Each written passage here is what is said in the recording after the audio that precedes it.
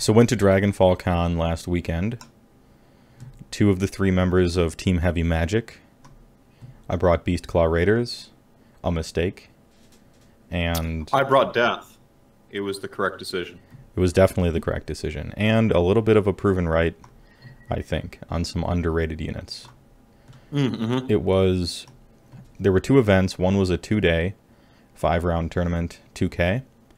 And the other was a team event, 1250 each. And that was a 3-rounder. I must say, I am thoroughly impressed by the team format. I thought it would be kind of just like a total joke, but it was just maximum fun.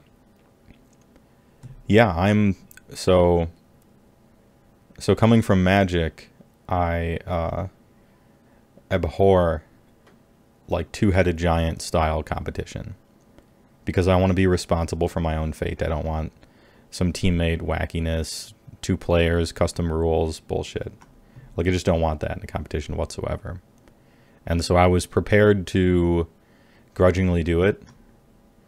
However, I found it to be quite a bit more fun than the 2K event. I think it was just really fun. Even coming up with lists for it was super sweet. I think there's room for abuse with the system. Like, there's maximum synergy kind of bonkers crap you could be doing. But they had some house rules to kind of screen out, we're going to do double Nurgle and have double the trees. And, they kind of screened out some of that stuff. And so the end result was just kind of like, it was just fun. It was just a lot of fun. I don't know how else to explain it. If you haven't done a doubles yet, you really do just tag team with your bro, and play the game. Yeah, it was awesome. We were kind of concerned about some combos people could be doing in the pack. They disallowed some stuff, like pretty much if your faction had an allegiance ability that kept track of something, you pretty much couldn't double up on it. So yeah, you share it. Yeah, so if you were both Khorne, there's only 1 blood tithe. If you were both Nurgle, you only have 1 pool of corruption points to summon from, so on and so forth. Which grave stops sites for death. Yeah, you only get 4 grave sites for death, etc. You can only set up 1 Sylvaneth Wildwood beginning of the game, even if you're both on Sylvaneth. Which stops, like, probably half of the grossest combos, but the other grossest combos are just playing a really good army and doubling it, which also probably couldn't lose, but nobody did it. Nobody brought 180 Witch Elves. Yeah, that should be noted. No one brought Daughters of Cain models in the 2-day nor the doubles. Well, that just meant we got to see an actual split of how lists compete against each other, instead of just one bodying people into the losers bracket all the way to the top all day. Well, what it meant was that Death took like 4 of the top 10 spots because there's no one to... That's not... There was 2. That's true. It was only 1st and 2nd and 11th. Well... So it wasn't that, but it was first pretty and dominating. 4th. It was 1st and 4th. That guy lost on some tiebreakers. Oh, did he? Probably sportsmanship, but we'll get to that later as well. Yeah, we'll get to that later as well. But no, doubles was a pleasant surprise. What was really cool is you got to play an army you love, and I got to play an army I love, and we kind of made up for each other's weaknesses. But also around game 2, we were 2 tactical generals, like, no, I got this, you do the thing, and like pointing at and just really, so like in a singles event, I always feel like I don't have enough time to do anything.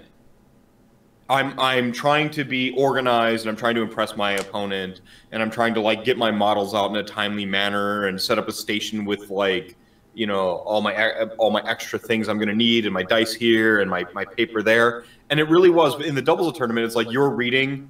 They're like, okay, dice drop in 15 minutes. You're on this battle plan with this realm. And so like you'd be reading the realm, and I'd be like getting things in a row, and it just like felt almost like the way the game is meant to be played at a tournament in a weird sort of way, where you finally had double the space and double the hands, And so it actually resulted in like a more refined and streamlined sort of experience.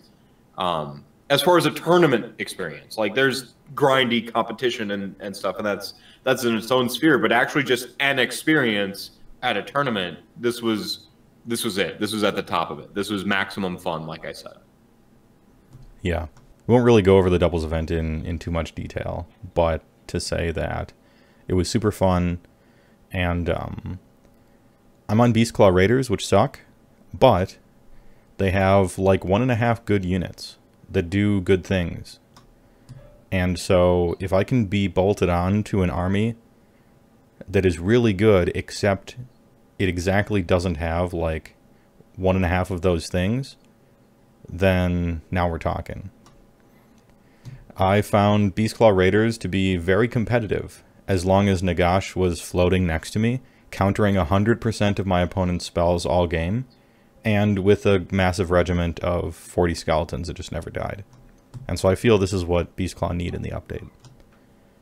They need anything at all regarding spells and proper flak/home base. And battle line, yeah. Like a proper battle line home base type, yeah. Yeah, in other words, I feel like they should be an army. Mm-hmm. So long story short, you brought, it was 1250, which was an interesting points value. If it was 1,000, it would have been much less interesting to build for. Less fun, I think. I liked the tournament organizer made it a point to ask, how did you feel about 1250 versus 1,000? And I can't imagine stepping down to 1,000, because at 1,000, you're not even quite doing a full thing your army can do. Right. At 1250, you can do a full thing and afford a battle line you need, you know? Right. You just have no bells and whistles for your army. You pardon the pun, but you're the bare bones version. Yeah. Of what you can do, and that was fun. Yeah. So you brought Nagash, 40 skeletons, and some dogs, as well as spell portal, of course, because it's pretty much duct taped onto Nagash. It just comes with it. Yeah. It's just Nagash costs 860 now. Everybody, if you haven't heard, they had a points increase. Malign Sorcery came out. Nagash's costs 860 now. Tell your friends. It's not in the FAQ, so it might be easy to overlook. But his points, they're 860. Yeah, and so I'm like, all right, what is it you really feel you wish you had, in death? I had a need for speed and smash. Yeah, you're like, well, I wish I had some ranged that wasn't spells, and I wish I had something fast that could just go off and accomplish something. And so I'm like, what if we have Nagash, 40 skeletons, and then a Frostlord on Stonehorn and a Frostlord on Thundertusk? And it really tied the room together, I must say. Because sometimes Nagash has a little bit of a problem during the hero phase, like trying to find the last 5 mortal wounds to just do to something. Yeah. And Thundertusk filled that role very nicely. There were a few games where, one game in particular I'm remembering against a Greater Exalted Demon of Khorne, where you're like nickel and diming him and trying to find a D3 mortal wounds here and there, and I'm like, just leave the dude at 6. He's dead in the future.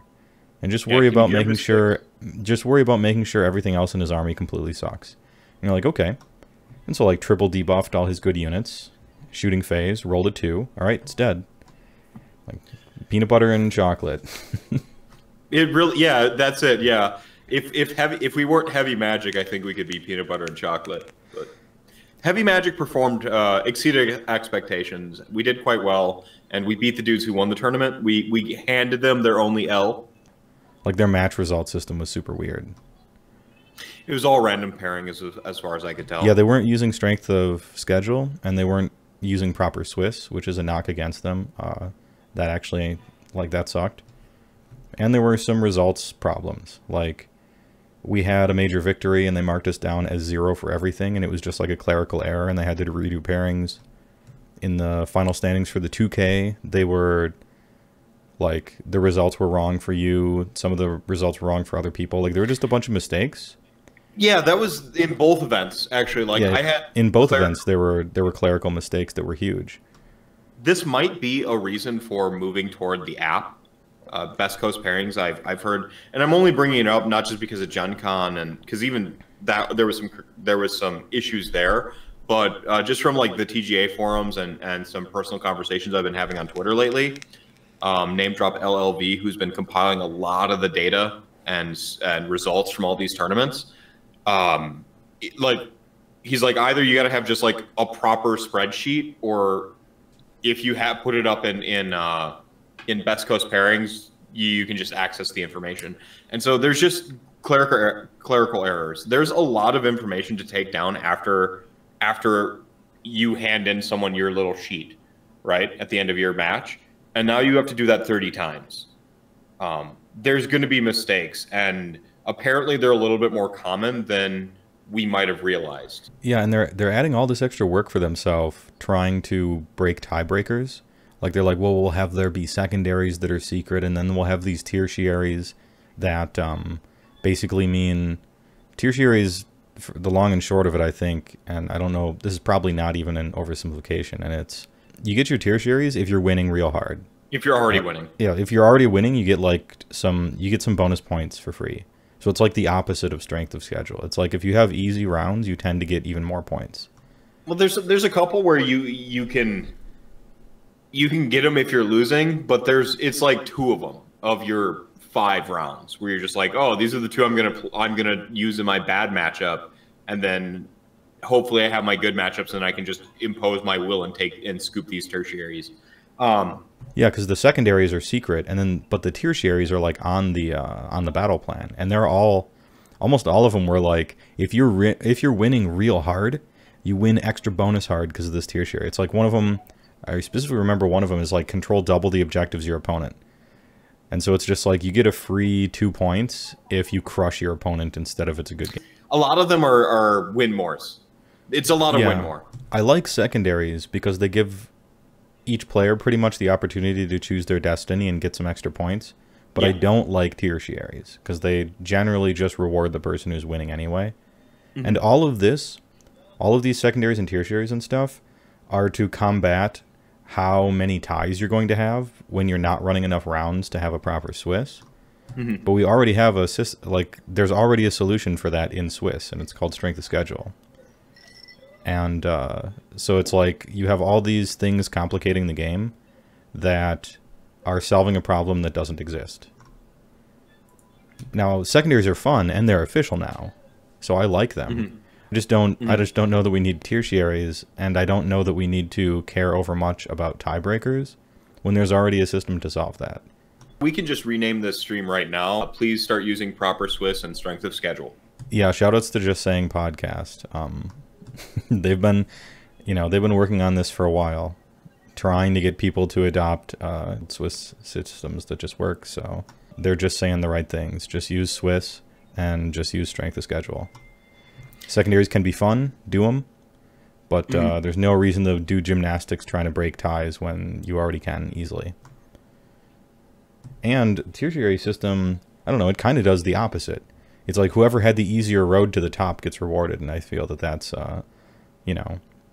not the fairest. I mean, so I'm coming into it from the perspective of someone playing an ancient army that hasn't had updates in forever, and whose points are all super high. And so maybe if you're on a balanced army, maybe it's just like play a little better and now you get both of those, but I found them to be like almost impossible every round. I mean, if secondaries and tertiaries are going to be a staple of all play, I think you got to consider them from list building. I think that's just part of it now. Yeah. That's not necessarily a bad thing, unless your army like can't. Then it is a problem. But there's a lot of armies that can't. I think almost every army can. I'd say like of the playable armies in quotes, I think like probably 8 out of 10 can. Like, what do you need? Movement, ideally shenanigans and or flying, good battle line units, buffs and synergies. And there you go. Though you just said the end flying. You only named 2 armies right now in the top 10. High movement, shenanigans, and or flying. Right. I think you can do very well without flying, but it's really fucking good. Yeah, but you get to cheat if you have flying. Right. Yeah. It's definitely every unit that flies is costed less. Way too less. Yeah. I think the people making the rules straight up undervalue how awesome flying is. I agree. They have no idea how good it is. Dude, I gave I gave a bad model flying, and it made him okay the whole tournament. Like that's saying no, something. it was no. The number of times I watched people make the face when they found out you had Thermal Rider Cloak on a Thunder Tusk. Like, yeah, drop down Wildwoods. Okay, cool. Taking him a shot. Or he just like perches on top of a tower that somebody else put on the board, like a lighthouse of Frostwreath ice. It was pretty cool. Yeah. Oh, and one last note about the doubles. It was super fun the whole time, but the first round was an eye-opener. Because how you think it would work is absolutely not how it works. We got into our first combat, which involved our opponents charging us turn 1. Right. And I had set up so that I would be charged turn 1, and then I would turn on my heal and surprise them with the damage that I'm able to do sometimes if I get lucky.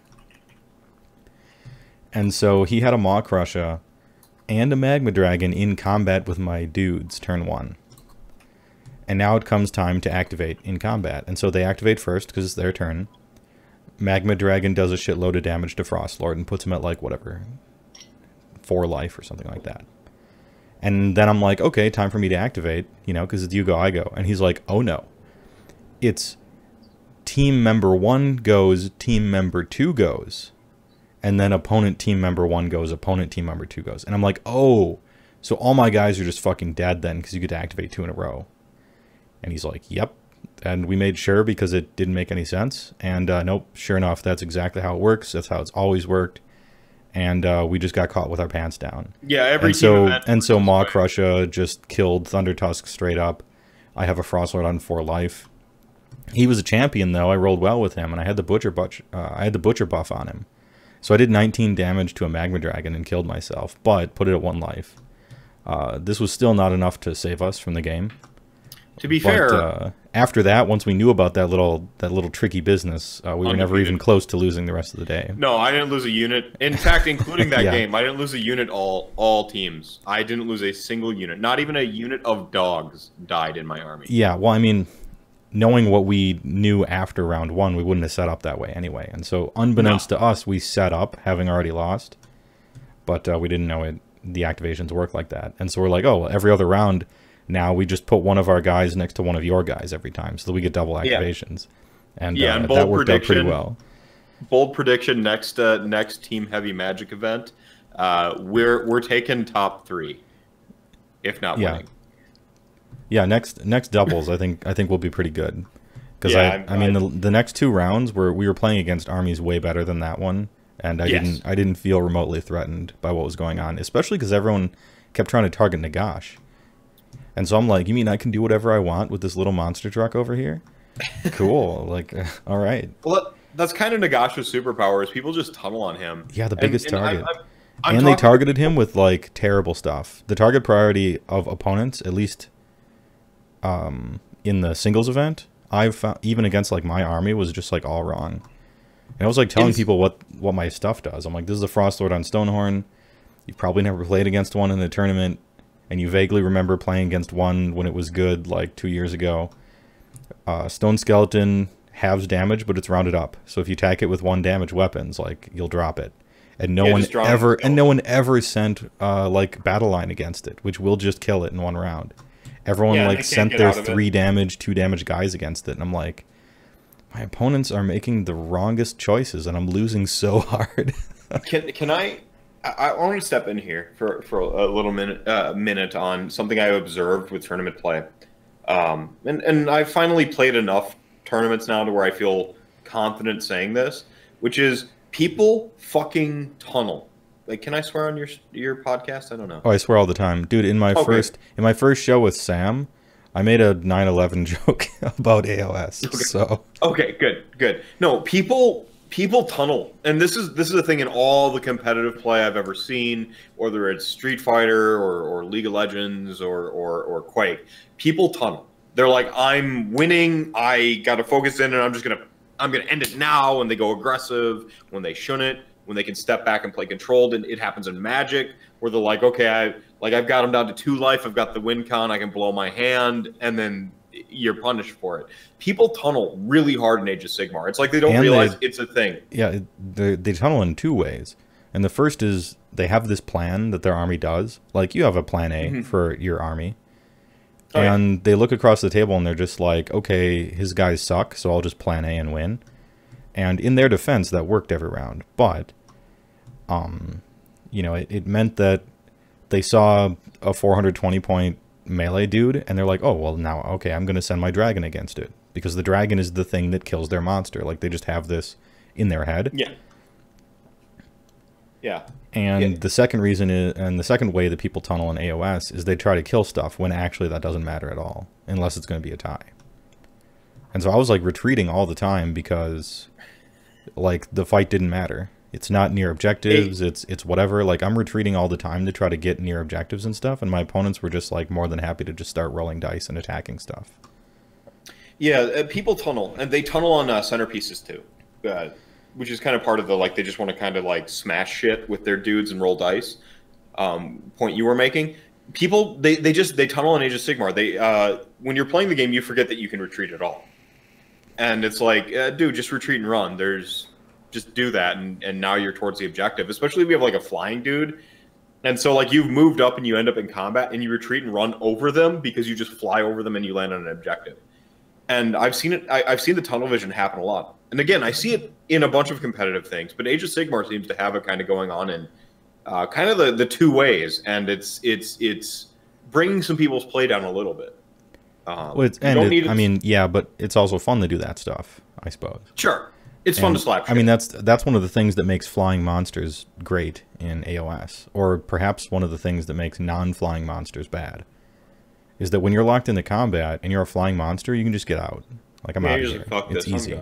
Yeah. But, like, if you're a not flying monster and, like, a battle line unit piles into you, they got you in probably a semicircle. You can't escape. And so you're just in that tar pit until you die. Well, you only need 2 models close to them now to screw up. Well, 2 models close to them so that they can't pile in, but a lot of the times they've wrapped around you after even 1 pile in enough so that your guy can't move, and you can't just pick up a model and move it. You have to drive it like a little car.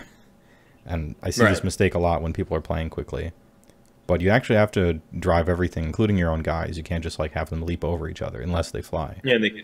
Yeah, which is another reason why flying is like so good. Another reason why Grimghast Reapers are bullshit. Sorry. I play Death and I think they're bullshit. So there you go, community. Death player said Grimghast Reapers are bullshit. Feel good about yourself. Well, the reason they're bullshit, and this reminds me of what was happening in 2016 with Beastclaw Raiders. So Grimghast Reapers are a Night Haunt unit. And a Night Haunt army with Grimghast Reapers in it, like a ton of them, is good. And a Death army with Grimghast Reapers is just better. And so some other army is like stealing your best guy and being better than you are with it. Which is exactly what was happening with Beastclaw Raider monsters in like generic destruction with Cunninrucks and stuff in 2016. For like 6 months before it got nerfed. And what I don't want to happen is what happened to me, which is, you know, they see that this is like real good and this is a problem. So the worst way they could respond to it is also like the easiest, which is, well, Grimghast Reapers are too good, so we'll make them really expensive. But then, like, where's Night Haunt now? Now their best guy isn't good anymore, and he was like one of the main reasons why they were competitive, and so you don't want to get rid of the problem of people playing Nagash and 60 Grimghast Reapers and then leave Night Haunt holding its dick. Right. Well, and that's where there's like a proposed change I want, which is actually if you take things out of faction, they cost more points. And maybe maybe allying some units just cost more. Yeah. Yeah. They've never or the other way around, where like if you're taking your thing, you get a discount. Maybe that's how you get your massive regiment discounts, right? Is you don't get massive regiment discounts if you take them out of faction. The problem with Death is that those are Legion of Nagash models, and so you're getting your allegiance abilities with all the Grimghasts anyway. And man, I was so excited when they there's no contest. Legions of Nagash allegiance abilities are way better than Night Haunts. Well, Night Hunts have really cool synergies within themselves, and they do tricks, but they require you to build a specific army. Legion of Nagash stuff just works. Like, Yeah. you have things with the summonable keyword or the death hero keyword, and like it just all works. And that's the power. Is like we've got like cool synergy, but it's all built into our legions of stuff. You put skeletons in. So you're like, oh, 280 points of skeletons. You take that same combat profile and you put it in order, it's shit. You know, like, it's awesome because they suck. They're only good because you're bringing a bunch of them back every hero phase. You're bringing a bunch back. You have a dance macabre. You have the dance spell. Like, I mean, even witch elves aren't very good in mixed order. I mean, they can still probably just kill everything, but they grind. But they die as fast as reavers do in Khorne. They're fair. They're fair in other armies. Well, yeah. In other words, yeah, they're fair in mixed order. They're so no fair one plays in mixed them. order. Because people aren't looking for fair stuff to play. You know. Yeah. But let's do your list analysis and what you thought, like why you chose your stuff, like moving. I'll have a graphic up. Yeah, so I ran Legions of Nagash, specifically Grand Host Nagash. Obviously, I'm bringing the Bone Daddy himself, Nagash, Supreme Lord of the Dead. I had a Necromancer, and then I had a White King. The White King was rocking the Acephic, the item. And the reason I kind of went with this setup is it gave me 3 dudes to capture and 3 places of power, because I have an artifact on my non-wizard, basically, which is kind of a big deal. As far as lore spells, I didn't run Pinions on Nagash. I still did Vile Transference. I was an early embracer of that combo. Like, immediately, back in February when I got the book, I'm like, oh, he needs to heal. So yeah, you're like, we gotta have most of his spells heal. I mean, obviously you need Overwhelming Dread, Fading Vigor, but after that, probably everything should heal him. Yeah, and so, you know, I went Overwhelming Dread, Fading Vigor, Vile Transference on Nagash, not like Overwhelming Dread, Pinions, Pinions Vile Transference, which is a big loadout I see. Did you want Pinions at any point? Yes, but the time I wanted it, I was in a mirror match, so I just stole his Pinions anyway, which is kind of what I thought would happen. Fair enough. Like, that was me, like, making a meta choice where I'm like, if I play the mirror match, they're going to have Pinions, and so I'm just going to take it. And so I brought Spectral Grasp on the Necromancer, which is good because it casts on lower than a 7, so he's not just, like, 50-50ing it if I need him to cast it, and then Nagash obviously can cast it. So Spectral Grasp is 18 inches, targeted terrain feature. Things that begin their movement phase there have half a movement characteristic. This is kind of a big deal because I'm running tons of skeletons, and so I'm a little bit slower than your cookie cutter, you know, double Grimghast Reapers, triple dogs list that you see a lot of. And what this means is, no, sorry, you're brought down to my level for movement, and now we're just gonna mash. It was pretty great. It was actually, every time I needed it, it was the best thing ever. And then there were just a couple matchups where it was like I never even cast it. But every time it's something to cast turn 1 because you're always in range of a terrain piece, and it might matter. And like turn 1 Nagash spellcasting is like sometimes door, and then that's about it. And so it gives you something else to do early game. Yeah, it's you go door, and then if they have a centerpiece model that they've set up stupidly, they don't. By the way, like most people know now to beware of the 21-inch door. But the thing is everybody's in range of a 30-something inch, 36-inch Overwhelming Dread. You know, you're still going to open the door and you're going to hit their most important thing with the -1 to hit, -1 bravery, or the super cheeky Fading Vigor D6 charge. Well, if they're alpha, or if you think they can actually make it to you, then it's Fading Vigor, so that they have vigor. Like, and so like they have to make like an 8-inch charge on a D6, like it's not happening. Yeah, so Nagash still, like, you still open the door turn 1. You're just not always opening the door for the Hand of Dust unless someone deployed just horribly wrong.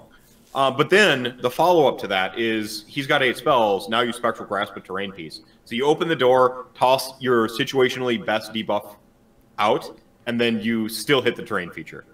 And that's pretty powerful. It's like you have actual 2 debuffs stuck right now, and you get to set up your zone and do what you want to do, which is sort of lure people into the bone zone. At least my army, lure people into the bone zone and smash them with skeletons, while my Black Knights race towards the back line. So that brings me to the rest of my list, which is the Bone Zone. 80 skeletons, actually. 5 dogs, because they're just fantastic value. I was early on, like, we're talking February, get the book, start reading Legion of Nagash stuff. I found Direwolves very underwhelming. I completely apologize for that. Anyone I ever said that to, if I indeed said it aloud. Like, my stupid Direwolves always lived when they should not have in all situations forever, and then would just become Tokyo Drift speed draft racers off someplace I needed them out. Like, they were fantastic. I see lists have begun to move away from them and stop using them. You're all wrong. Don't do it. It's 10 wounds for 60 points. And still kind of 10 attack. Well, 11 attacks. You don't really care about their attacks, though. But it's so efficient. It's just the most efficient thing ever. The number of times you'll watch someone's, like, killy melee unit go in and not deal 10 damage when you have a death save, and then they're back. It's mind-blowing. So yeah, keep using dogs, everybody. They're just one of the most efficient things we can be doing. And when you're running them, you're getting like a 14-inch just thing is across the board with those sexy cavalry bases to screen. Yeah, just keep doing it. And then Black Knights, and this was kind of the tech. I think this was like the sick tech of the army. You can do Grimghast Reapers. That's where, but you're trimming one bone zone down, so you're down to 40 skeletons instead of 80, and now you've got. This is where we brought in the Black Knights, a unit of 10 of them, 240 points. Were well worth their points. All day, every day. Super underrated unit, Black Knights. I think so. People look at their War Scroll and they're like, these stats are garbage. And that's true, but on the charge, they're not garbage. 2 damage each on 3s and 3s is real good. And against non-Ren, they have a 4-up save and 10 wounds per 5. Yeah, and if you did what I did, which is usually have my White King just actually run after them all game, they also got the death save. And so I actually ended up going up against... Yeah, the double death save because he had a Sethek D item.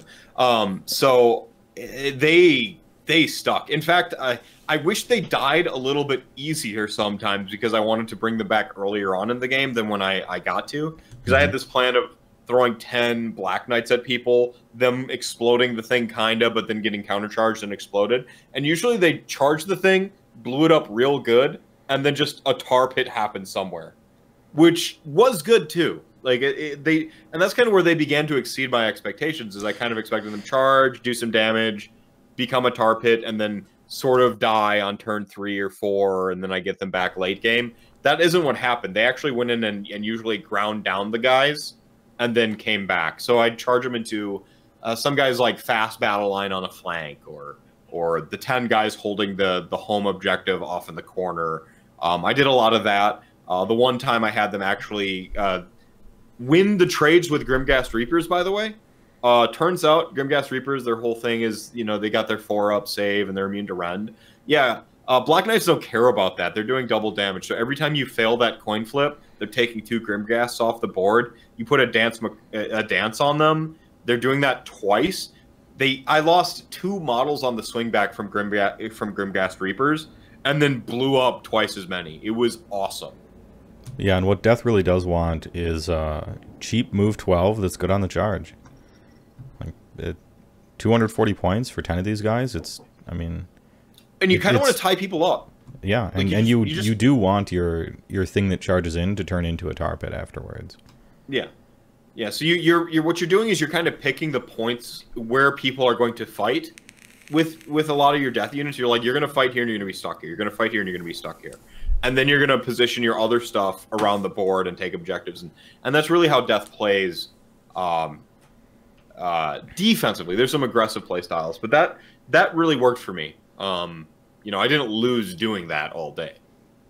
And Black Knights were just 240 points, man. You can't really ask for more of them. So they were my tech. They worked out. Also, oh yeah, as well, no Grimghast Reapers because wanted to we had this like fluffy plan for the army where everything's on theme. So that was one of the reasons. But the other reason is we were building the army for the future. And, like, come on, something's going to happen to Grimghast Reapers. So, I mean, there's that, too. Yeah, I think so. I don't...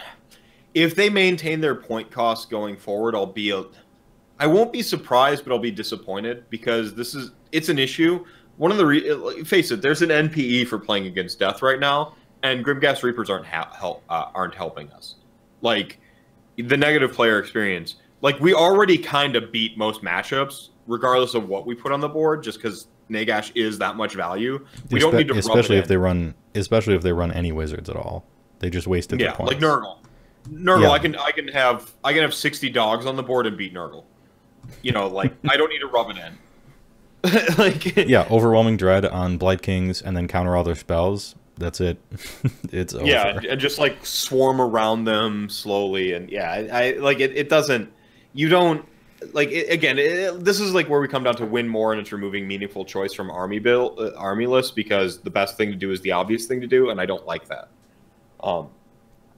And so all the other death players are going to get really mad at me right now because I'm saying nerf Grimghast Reapers, but oh no, everyone knows it. Like everyone knows it's coming. The only thing people know more that's coming is Daughters of Cain. Like every Daughters of Cain player I know is like, well, it's been really fun winning everything for 6 months, just solid. Yeah, just straight. And I guess we'll just see where the chips land. Side note: wherever the chips land, just about everything in Daughters of Cain is amazing. It just so happens to be that like the things they're doing right now are even more amazing. This army, I mean, okay, I'll make a video about how wrong I was, but I predict if the best thing Daughters can do right now is nerfed, they will still be tier 1 because the second best thing they can do is still better than anything else anyone can do. Yeah. Many of them aren't even playing... 90 Sisters yet? Well, no, not many of them aren't playing Marathi. Many of them are on, like, you know, like, Sisters of Slaughter are amazing. And people are all about these witches. I think, what was it, the GT last weekend, 3 different daughters were really close to the top, including one that took it. And all 3 lists were super different because everything they can do is amazing. Right. And so, to the daughters players concerned that their armies will suck after the nerfs, no way. No way, yeah. And if you're one of those iconoclast Daughters of Cain's players just doing something different than everyone else, like chances are your thing might be the best suddenly. So I wouldn't worry too hard. Unless you're the most just all-in cookie cutter you absolutely could have been, then maybe there's a problem, but I doubt it. Yeah, well then you'll just come over and play Legion of Nagash. But I mean, if you're that type of person, and there's nothing wrong with that, you knew what this was, you know, you're like, I'm doing this, I know it won't last forever, but I'm going to win huge for 6 months, and then I'm going to, you know, trade it into something else. And so, yeah. And I just kind of want to say, like, kind of getting a little bit back towards the Dragonfall event itself. I was pleased with, beyond anything else, the community. You know, we had some bookkeeping issues. Both of our tournaments, like... yeah, the system they ran the tournament under was shit. But all of the people, there was only like one douchebag in the whole room, to be fair. Like out and out dickhead. And that percentage is great in a tournament. Let me tell you, having played Magic for as long as I have. Yeah. Yeah. So, but the community was great. Like I have been around a lot of other competitive things for a long time. The number of times I've actually befriended people at those other competitive things, whether it was, you know, as a tournament organizer running, you know, League of Legends for local conventions or hanging around and bodying scrubs at Soul Calibur 2. This was, I've never made friends so easily in my life. To where I just like, oh, your army looks cool. Yeah, your army looks cool too. We should like be friends now. And then we just were. Or like playing against somebody and like being kind of afraid of their army because I hadn't encountered it before, and then finding out they were like a cool person, and now we're like best friends for life, talking about army lists going forward and stuff. Like that was really cool. The community, the camaraderie, the Midwest gaming scene as far as like Age of Sigmar is pretty healthy right now, and this was kind of a testament to it. And just it was just a really good experience as far as like getting exposure to the community and just playing. So I really liked it. We'll go back next year totally. That being said, I think there's room for improvement. The terrain thing had issues. It was weird, and it only opened up gaming the system down the line. Speaking of, there always has to be that one guy, that guy, and there was. Yeah. Because you got to bring your own terrain, and you got to use the war scrolls for them. We had the one guy on Nagash, and 5 of the GW terrains that are massive, which count as grave sites. He had custom built one of the 5 himself, so that it would be bigger, with huge gates that only he could fly over with his Grimghasts, with a giant circle cut in it, exactly the shape of Nagash's base. Like, talk about the ultimate that guy you could possibly be, right? And it was super scummy. He had 5 that size. It wasn't 4 of the normal ones and then 1 big one. It was 5 of the big ones. Oh, pardon me. It was even worse. With 4-inch tall gates completely enclosing the entire terrain feature and being like, oh, it's no big deal. Your models can just run up it. So you need 9 inches of move to go 1 inch across the gates. Nice. Yeah, that's fair. That's fair with your 60 Grim Gate. Yeah, that was fair. It was totally fair the whole time.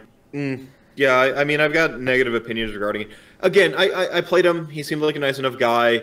And, like, when you talked about it, he just seemed genuinely oblivious. And this is where sports scores and these gray areas of being a good sport come in.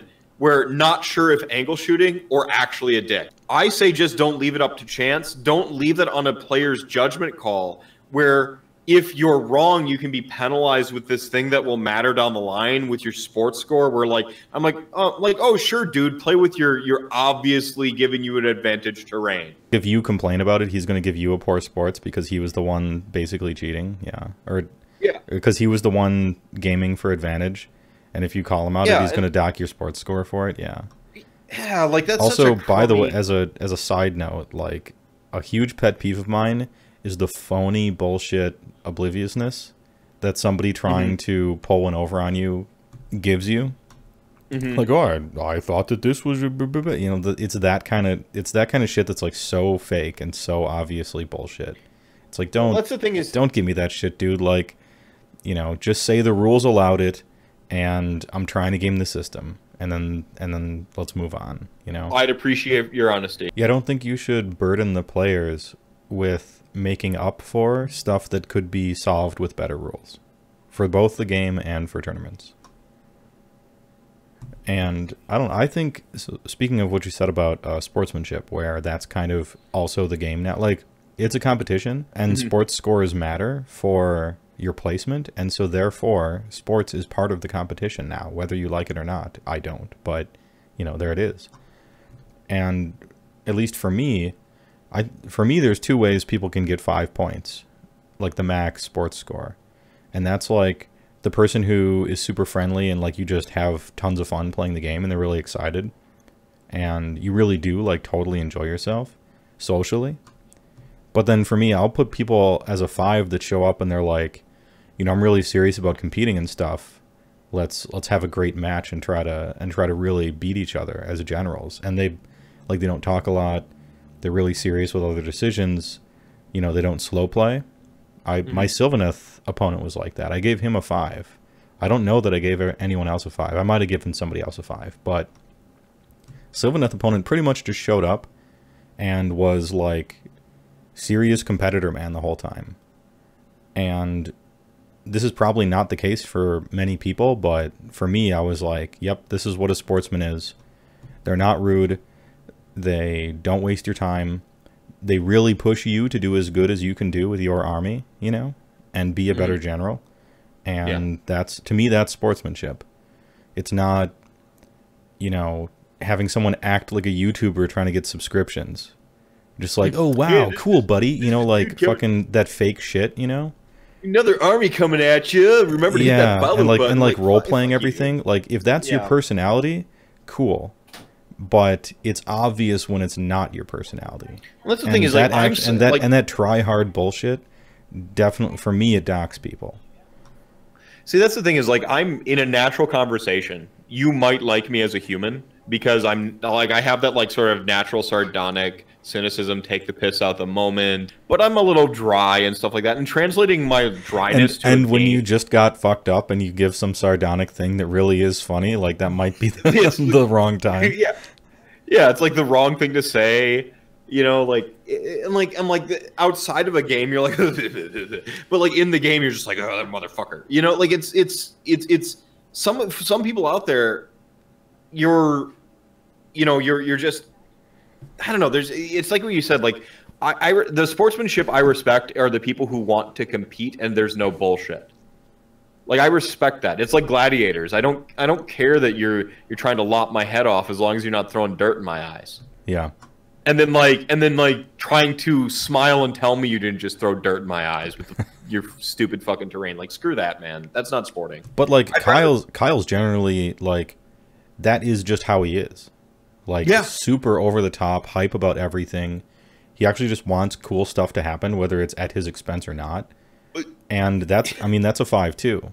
But if it's fake bullshit, like no, that's worse. I question every person like that I encounter. Are you like this or are you bullshitting me? Right. And it took me 2 games against Kyle to be like, you know, at Gen Con and then at Dragonfall, and to be like, oh no, this really is this guy. Like awesome. Okay, now I'm like comfortable around him. Yeah, you're like, is Kyle, you know, smash that subscribe button, you know, or is that just really how he's like? And that really is how he's like. He's just generally a cool dude. Yeah.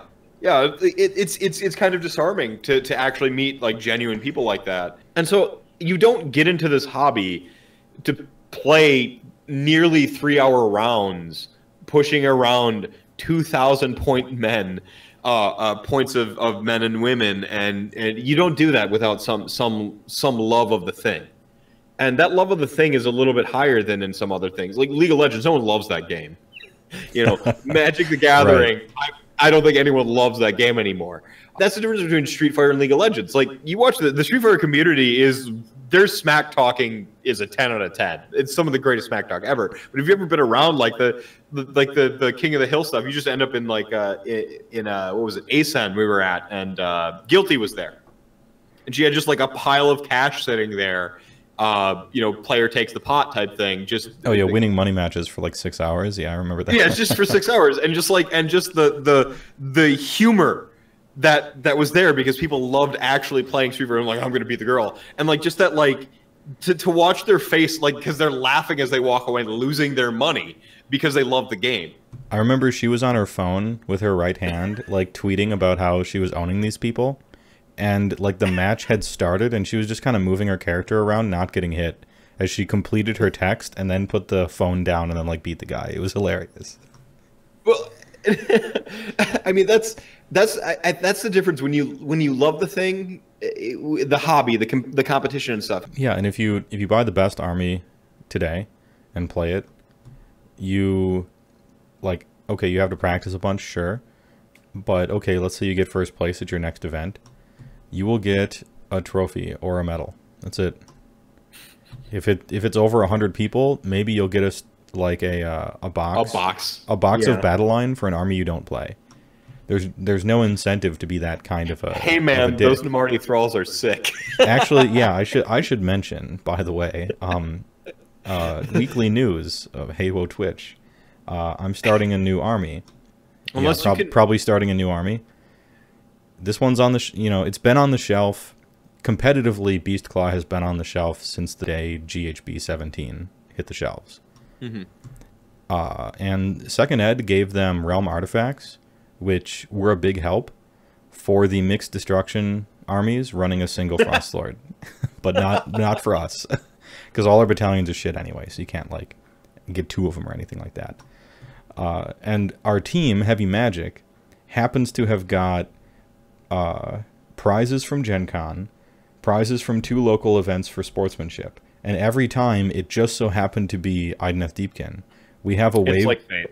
It's like fate. We have a wave Chad, we have Namarti Thralls, and we have a Ishalan Tidecaster. Mm-hmm.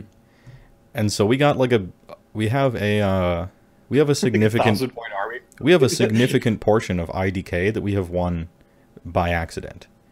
And the IDK's like faction allegiance and how they play and stuff is pretty much what Beastclaws should be. So, and I've always liked the thralls. The Everwinter should actually be like a turn 1, turn 2, turn 3. Like totally, that was the first thing I thought when we did our sort of faction analysis on IDK. I'm just like, man, this is what Beastclaw should have with like tides and stuff and just being a blizzard. Like that. Well, I feel like the Everwinter should do anything at all. Yeah. Instead of, all right, let's see what it does. I roll this die. Oh, a 5. It does nothing. Like, cool. All right, turn 2. I rolled a 3. Okay, that means I can move 3 inches with all my guys as long as they're not in combat. Oh, they're all in combat. It does nothing. Like fucking. Anyway, long story short, I love the aesthetic of IDK except for the super derpy looking stupid eels that I need to find accounts as for. Everything else looks awesome. That's good. And they seem fun to play, and I think everyone's on this eel thing, this Alpha Strike eel thing, and I think the thralls are actually pretty underrated, so I want to come in from the side. Literally come in from the side, because they ambush in from the side as long as they're wholly within 6 of the board. Not just come at the list from the side, from a sideways, but actually coming from the board. No, now I understand that Eidolon is almost certainly not worth 440 points. I get that. But we want him, and he's one of the coolest looking models in the game, so yeah, playing him. Well, this goes back to tunneling. People are going to tunnel on that guy. Like, he's not worth 440 points. They're going to be like, and they're going to be doing math in their head. They're going to be like, this guy's worth 440 points. I'm going to go kill him with my 400-point unit. Well, good luck. He starts under the ground, so you can't target him there. Fine. Yeah, and you can't shoot him. Not that anyone's doing that anymore. No, people will start to shoot again because it's one of the ways that you can. It's one of the ways that you can actually do well against daughters is with tons of shooting. Well, I was actually talking to a player, Stormcast player, and I'm like, Stormcast have, when I say artillery, I don't mean war machines.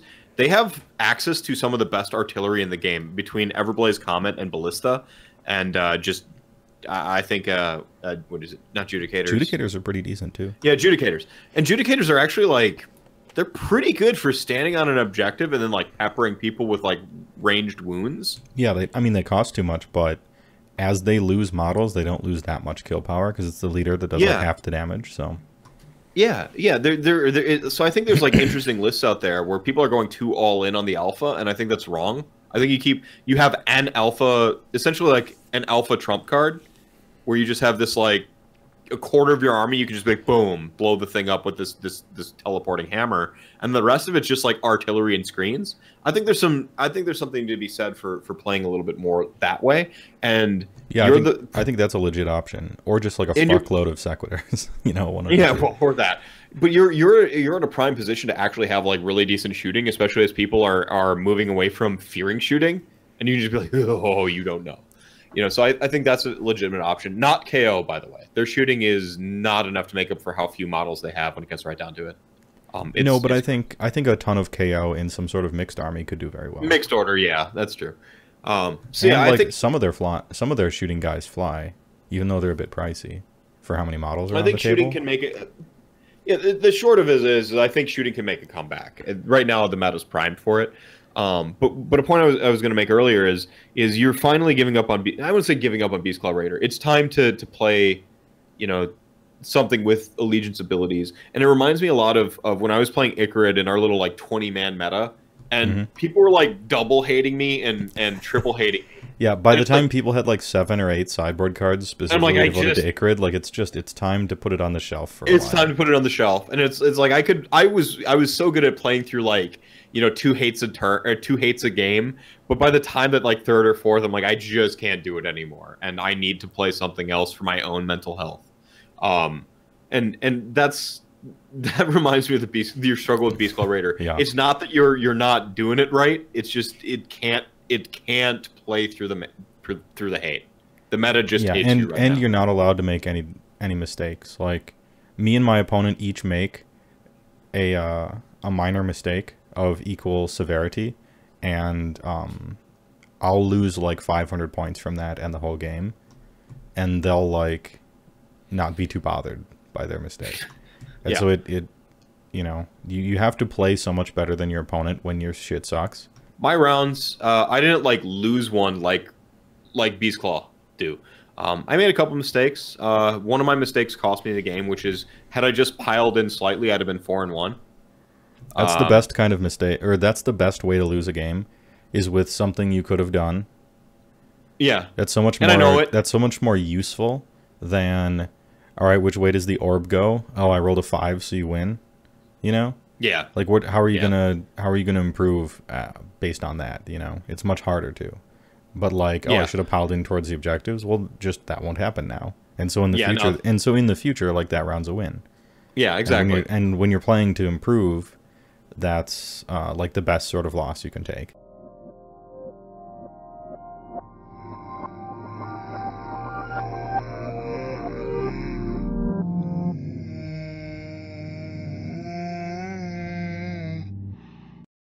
It was kind of like my KO opponent. It's just like it was over so fast, and it was just his dice betrayed him. I'm not willing to say KO is unplayable yet, but it is an upward battle. You know, it is what they did before is not what you do going forward, and you don't have the tools to do it any other way, and that's freaking unfortunate.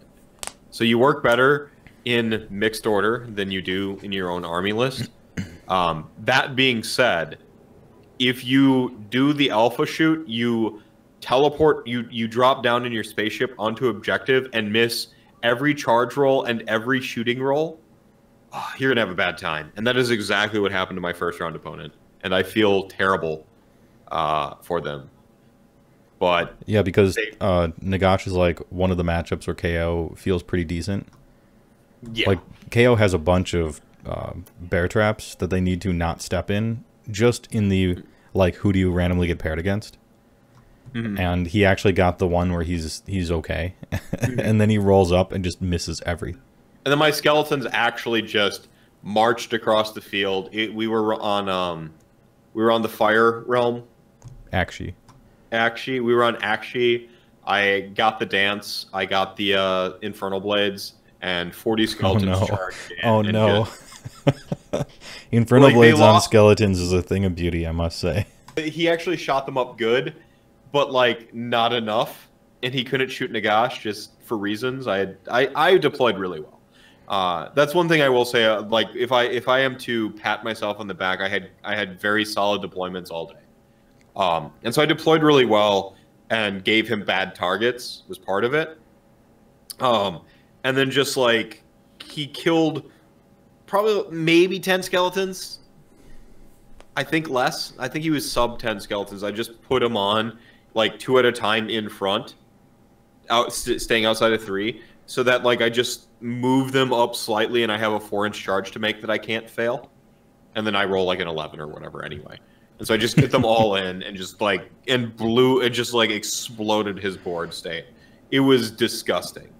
I felt dirty. I felt absolutely dirty. I killed like a unit of Thunderers. I killed his remaining chargy unit. I killed 2 heroes. I killed the spaceship. Like everything died after 2 pile-ins. I will note that his home objective, he had 3 of his tiny ships, and like a gun line behind it with like the spears. And they actually killed Sky Wardens, yeah. Yeah, and they actually killed 10 Black Knights. It was the only thing that killed 10 Black Knights when the Black Knights charged them. Cool. So he did actually kill the Black Knights, and he's like, "That's how this army's supposed to work." Yeah. And I'm like, I can imagine. By the way, so turn 2, we're gonna roll for priority. I win it, and I'm like, so I'm gonna bring those 10 Black Knights back right here on top of this objective that I just killed all your stuff, and they're going to run 12 inches that way and make a charge and kill your 5 guys standing in the left corner. Do you want to keep playing? And he's like, no. Okay, I'll buy you a beer. And then I did. But he was cool. Actually, like, St. Louis Cardinals fan, cheering for the Brewers because, you know, the playoffs were still going. And so I actually made a friend. He got a 5 sports score. And not because I felt bad for him, because we actually went and got a beer and talked baseball for 1 solid hour. All right, and so second round, I played against, his name was Chris. He was on technically GA Chaos, but it was Slaves to Darkness. Tzeentch, he had a bunch of Mortal Tzeentch. It was pretty sweet. And a unit of 15 dudes on horses. He shows up and he had a third sheet in addition to, you know, the print off from the GW site for his army. He had a third like sheet with an Excel spreadsheet that showed his combos. And he's like, I have some tricks. He did that thing. And so I thought this was going to be this is my first big tournament with Age of Sigmar. And so I'm like, oh shit, you know, like I need to like put on my seat belt and like strap in for this one. Like, and so he's like, I've got some tricks, and he told me them. And he told me them, and so it's straightforward. And I'm like, I don't really have tricks. You know what Nagash is? I cast 8 spells a turn, and I'm gonna try to win in a battle of attrition. I've got like, you know, a spicy combo with a double death save for a Sephic D item. I don't really feel I have any tricks. I explained what my spells did, and I kind of told him my game plan. Like, I'm gonna turtle up on objectives and try to break your alpha. You know, like I'm gonna take your punch and then I'm gonna punch back. He wins priority. He opts to go first. He moves up onto essentially the center line. This is one of those diagonal deployments. It had the 5 points. You know, if you control 1 and 3, you score extra. If you control the opposing points, you score extra. And I'm like, my way to win, because I can't just get into his deployment zone, is to hold 3 objectives all game long and stop him. And that's exactly what I did, and it went off without a hitch. But so he goes turn first, fails the charge. And so now that battle line is pushed back slightly behind that middle, like up to that middle objective. I run 40 boys in. He never gets a solid foothold from there. His one trick did work. Nagash got cursed. I failed to cast 5 of my 8 spells on a 4-up in round 1. It kind of sucked. This is Be'lakor, by the way. Yeah. Before the game begins, you can secretly note down a name of the most obvious unit in your. He joked with me on that army. Too. And then you can reveal it at some point. I think whether or not Be'lakor is alive. In their hero phase. Yeah, in their hero phase, you can reveal the trick. And I think you can do this even if Be'lakor is dead. I'm not sure, though. And until your next hero phase, anytime they roll a die to do just about anything, on a 5-up they don't. And so, you know, movement, attacking, charging, casting each spell, like each spell individually. Yeah. Dude's good. Like he's a little tricky chaos guy. I think he's quality. Cool technology. Yeah, he did that to Frostward on Thundertusk, and I'm like, that is an awesome effect. Like I'm getting wrecked by it, but that is cool. Like that's sweet. Well, that's the difference between. I know in the sports score thing they have in all capitals, don't judge your opponent's army, judge his personality. And I'm like, no one does that. And I'm like, that's just human nature. Like, I know that you see that could be a problem because you've made it bold on this sheet, but people are just going to do that. I'm sorry. Like, to me, that is the tournament organizers conceding that too many people do it. Yeah, well, that's the tournament organizer realizing it's a problem and then, like, literally not fixing it. So, yeah. Right. So, round 3, I played against Nagash. And yes, when he brought, speaking of Nagash. And when he walked up to the table, I went, ugh, Nagash mirror. But not for the same reason you guys say Nagash. Ugh, Nagash. Right. It means that you're both flipping coins until someone wins the whole game. Yes. and until then, you're in a whole bunch of useless combats that take forever. Yeah, and so he had his giant gravesite at the middle of the board, and he had his bonus regular gravesite in his corner of the board, and then we had 8 gravesites scattered around the board, and this meant every combat lasted into infinity. And it was gift from the heavens, so wherever the meteors come down amid these useless combats that never end, someone's going to win. Spoiler alert, they both came down on his side. So then round 4, I play against Death again. This time it's Legion of Sacrament. And I maintain as a Death player that Legion of Sacrament is, if they nerf Nagash, which I can see it happening just because I don't think he's worthy of a nerf. I play him, obviously, but I mean, I also don't think Evocators are worthy of a nerf. I think I have a pretty good gauge on how the game goes. Oh, Nagash is speaking of Evocators, yes, they're better than anything else in the Stormcast book, this is an internal balance within the Stormcast book problem, not a problem with the game. Well, I mean, think about it. Everything that's like Evocators in the Stormcast book is shit. And so, yeah, they're the best. But I don't think they're actually a problem. Like, if you make Evocators bad, Stormcast is bad. And it's not exactly sweeping tournaments. It's doing pretty well a lot, but it has crush counter matchups. If people have tons of screens and chaff, it's a big problem. Like, where do you drop these guys? Mm-hmm. Or if they have multiple targets, even if you have two good big dudes, you can only reliably kill one of them with your 10 of the other one doesn't have Gavriel, so they're not going to like almost guarantee that charge. And there is that one battle plan that lots of people use that disallows deep striking. Total commitment. Yeah, it disallows deep striking. And it's widely considered as an auto loss for Stormcast. And I don't necessarily disagree. So yeah, I think if you make Evocators like 260 or something for 10 of them, it might be just Stormcast isn't very good now. Yeah, I think you go at that book hard and like make all the other paladins not shit. There's 90% of the units in that book aren't any good at all. Are unplayable. Yeah, they're not playable. And then like Sequitors and Evocators are aggressively costed, but I don't think it's okay for some stuff to be undercosted in people's armies. And that's your fine. other stuff is more costed. Yeah, exactly. And it makes sense within the army, especially stuff that's only good with your faction. Like Evocators. I'm not saying Evocators are only good, but half their power comes from only faction stuff, like the Deep Strike. In which case you buy 400 points worth of Evocators and you put them in Phoenix Temple. They're running those 5 inches across the table. Grats. Yeah, they'll never get anywhere. I mean, they're good, but they'll never get anywhere. Like they're only really good within their faction, and it's stuff that's only good within the faction that can be really cheap because that prevents people from poaching them. Mm-hmm. And so, again, back to Beastclaw, the problem with a faction that faction's abilities are terrible is that if you cost their stuff well, they'll just take those 600 points and then drop the rest of the stuff in the trash. So yeah, round 4, I played against Legion of Sacrament. Legion of Sacrament is one of those lists that I think it's got tons of promise. It goes wider rather than it does tall, and you can actually net gain better bonuses to cast and more spells than Nagash in Legion of Sacrament, which is what Death is all about.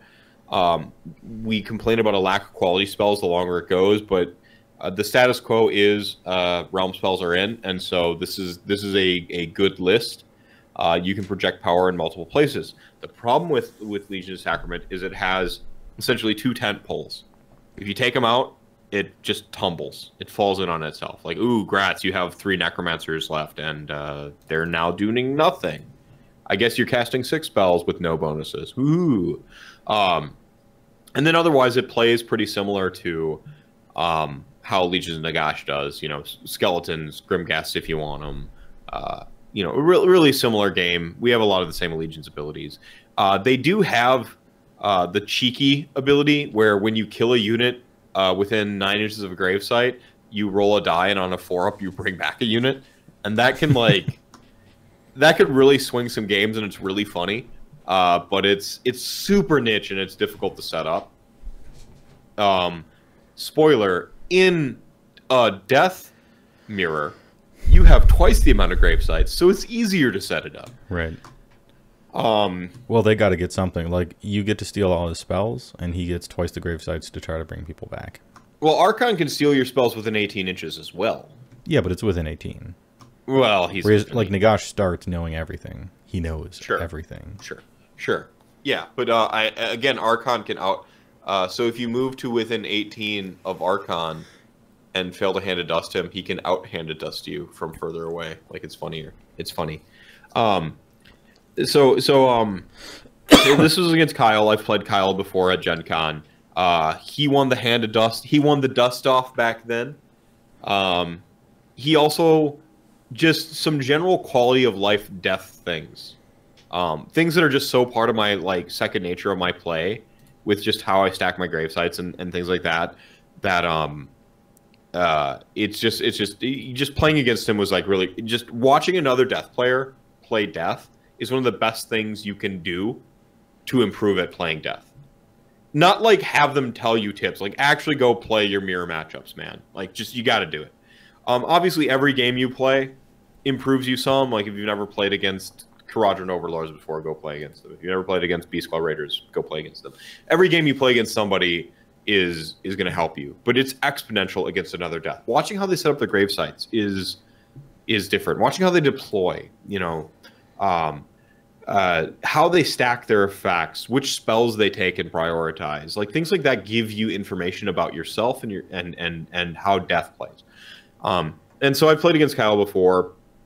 Going into this matchup, it was we're teetering on, I think we're approaching grudge match now. I think we're teetering on grudge match now. But going into this, I liked it was teleporting orb, and I liked the matchup because yeah, he had the chance to delete a unit of skeletons, but it's really, really low. And I went with an aggressive deployment, and he went with some graveyard stashing ambush techniques because he knew he could outdrop me because he had a battalion. So he outdrops me, sets a graveyard like, you know, 9 inches away from my front line, pulls out a unit of like 20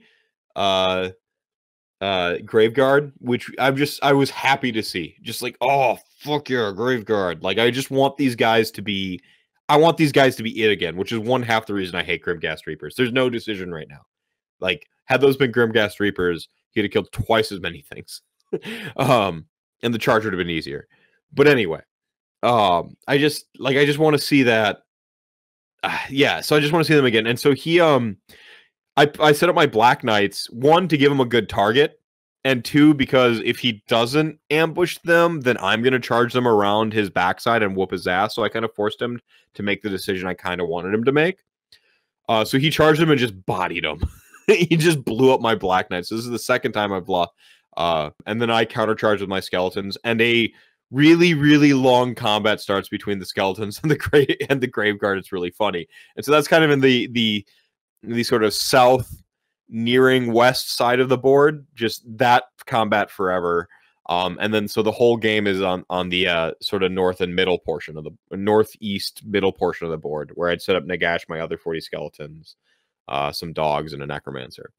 And really the game became trying to catch the orb when it bounces. And so that's why I had the 40 skeletons down there and the 40 skeletons up there.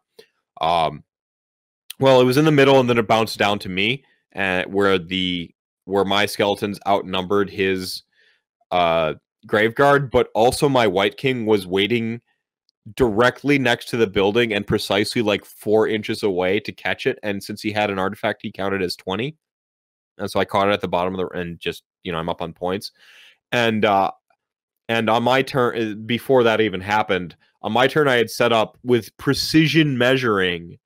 Like I set down little like 9-inch markers out from his 2 units of skeletons, basically, that were in the middle of the board. And I found this little pocket where Nagash could teleport to with Umbral Bridge, because he is a friendly unit to himself. And I teleport, drop the door, and blow up Archon turn 1 with a Hand of Dust. Ooh. And so we even sunned because he got my Nagash in our last matchup. And then turn 2, I get his Mortis Engine, and so the House of Cards falls down, and I collapse my 40 skeletons plus the 10 Black Knights I brought back that turn in a line behind Nagash where he had teleported to, where I can just imagine being at the center point with this like glowing orb behind you, backlighting you, staring off at the horizon, and Nagash has just appeared, and your Mortis Engine and leader have crumbled to dust, and then these Black Knights are erupting out of a graveyard and riding forward with glowing green energy. It was a cool game, and this is where Kyle was excited to watch the Hand of Dust. Every time I play in a tournament, he walks up to me after every round. He goes, "What's the Hand of Dust total?" How much you got in your hand? How many hands? Yeah, how many hands did you lay hands on anybody? You know, just every time, and just like, And after that, and I just lean over to him after that game. I'm like, the Hand of Dust total is 2. Like, and he knows the units. So it was a cool matchup. He won on Death Sports. He had a 29 out of 30. And he deserved it because he really is just happy for awesome shit to always be happening regardless. And he's a cool guy, and he gave me some pointers and he's helped me out. And then round 5 it was I played against Christian Ware's Phoenix Temple. So Phoenix Temple is a boogeyman list on the internet. You read forums, you go on forums, you check Facebook groups, and Phoenix Temple, Phoenix Temple, Phoenix Temple. Yeah, they're just a good list. People who just think they're like the most over OP broken shit, they're just wrong.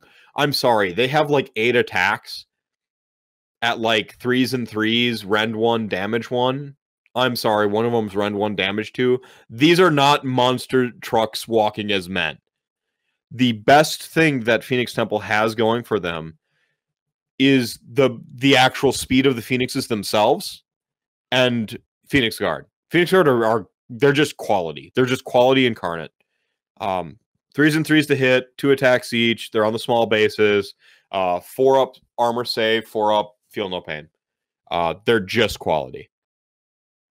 It's a quality unit. It's a good block to have against all social situations. But it has an inherent weakness.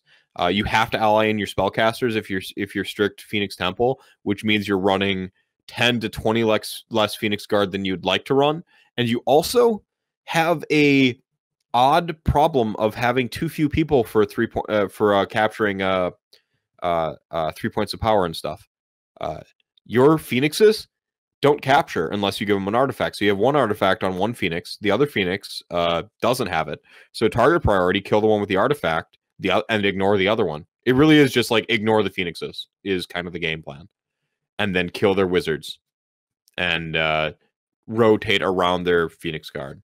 I lost that game due to a failed 3-inch pile-in. Had I piled in my skeletons 3-inch towards him, instead of being like, this game's going long, I don't feel like it, I win. I just thought I had an extra turn. Turns out I didn't. P.S. Had I had an extra turn, the 3-inch pile-in also wouldn't have mattered because my Black Knights charged and blew up his rear right corner point and would have charged, blew up the middle point too the following turn. Because move 12 skeletons that can't fail a 6-inch charge.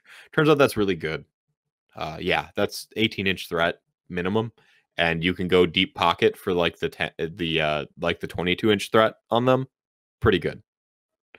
Yeah. So that was round 5. Christian Ware, cool dude. We've been friends on Twitter for a while. It was nice to actually play against him. And actually seeing Phoenix Temple spread out on a table made me want to play them. It wasn't just seeing them, it was realizing that they're not the boogeyman you think they are, and being able to like kind of let go of they're just cheesy, fuck this. Bleh. You could actually be like, oh no, this is just a good list. And now I don't have like weird stigmas about it, and I can just like play it and feel okay because I know the weak matchups for that list. Like as I'm struggling to build one right now and see where the points fall down, I'm like, this list has some like serious weaknesses. How do I compensate for them? How do I actually kill Nagash in a Phoenix Temple list? I can't. I gotta reach outside and ally in 400 quality points that can deal with him. Evocators, okay, good option. They can't deep strike, so they're running across the board against Nagash.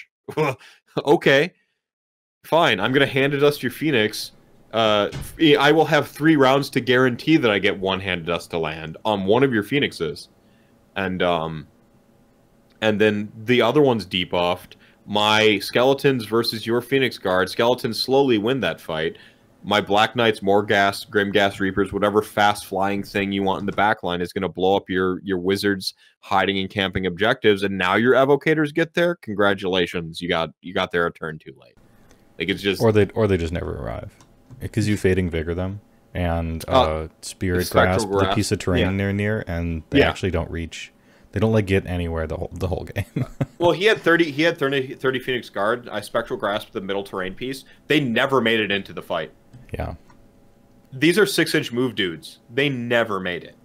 Yeah, you need both Phoenixes to magically get into combat with Nagash, and Hand of Dust needs to simply not, like, you just have to pick the right hand, And that's your best shot at killing Nagash, which isn't a great shot. Well, and then that's what Brendan. He's the Lord of Death. He is the Death Man. He runs a lot of the Madison events. He's a narrative event.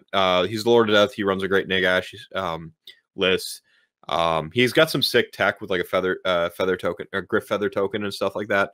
Really good dude. He ended up winning. That's pretty much the advice Brendan gave Christian, which is you're only out. You got to play to your out. The old Magic adage: play to your out. Your out is getting 2 Phoenixes in melee combat with Nagash and hoping they kill him. That's it. That's it. You hope you guess the die and then that you actually get to kill him, because if you don't, Nagash is just winning that matchup. And yeah, because the whole point of taking Phoenixes is that they're impossible to kill. And here's Nagash with a 50-50 at just straight killing it. And a little bit less than 50. Your whole reason, yeah, I mean, after the spell resolves, but yeah, like Nagash is flipping a coin, and your unkillable thing is just dead, and that's a big problem. The whole reason you took it was for that to not happen. But and again, here's Nagash. I need to point out that people who are complaining about Phoenixes, yeah, I think they could stand to go up 60 points a pop, but that just means that they run less Phoenix Guard, which is really the backbone of the list, because they're the real switch hitters of all of Age of Sigmar. Is what my takeaway point. They don't have Rend. They don't have to do like 2 damage, but like 3s, 4 up, 4 up, and then just 2 attacks. It turns out that's just really good. 25, like, after the difference between like looking at stuff and playing stuff is you respect 25 mil bases and 2-inch reach a lot more when you're playing it on the table. Yes. You're like, oh, so base sizes matter almost as much or more as like the thing's fucking war scroll. And that's something you don't know until you play a bunch of games. Yeah. Yeah, so like when we're looking at Namarti Thralls and we're like, this is the best battle line in the whole game. And then like I check the website and it's like, they come on 32 mils. Oh, never mind.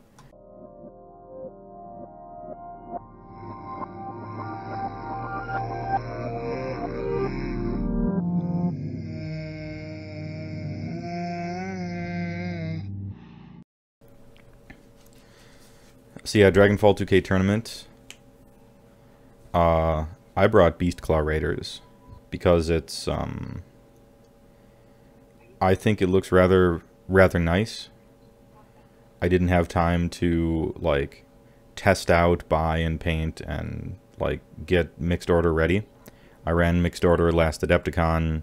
I did okay for my first tournament, and you know, a lot of stuff has changed. I only have like half of those units anymore. I always intended on building something else moving forward. And I took Beastclaw to this tournament basically as like a Beastclaw's last ride for the most part. I tuned up a list to try to do well with, paying some mind to choices that I thought I did really well with Hobby on for the most part.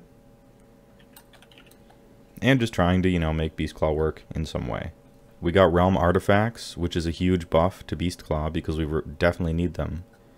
And, you know, Realm Spells are a new thing, which definitely is not a buff to Beastclaw, but whatever. I can ally in some wizards, so there's that.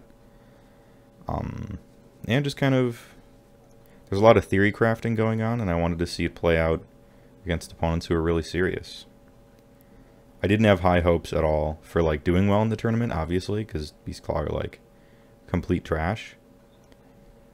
But you know, I was there to see how many wins I could steal from other people playing a downtrodden army, and have my army look really cool. And there's nothing wrong with that.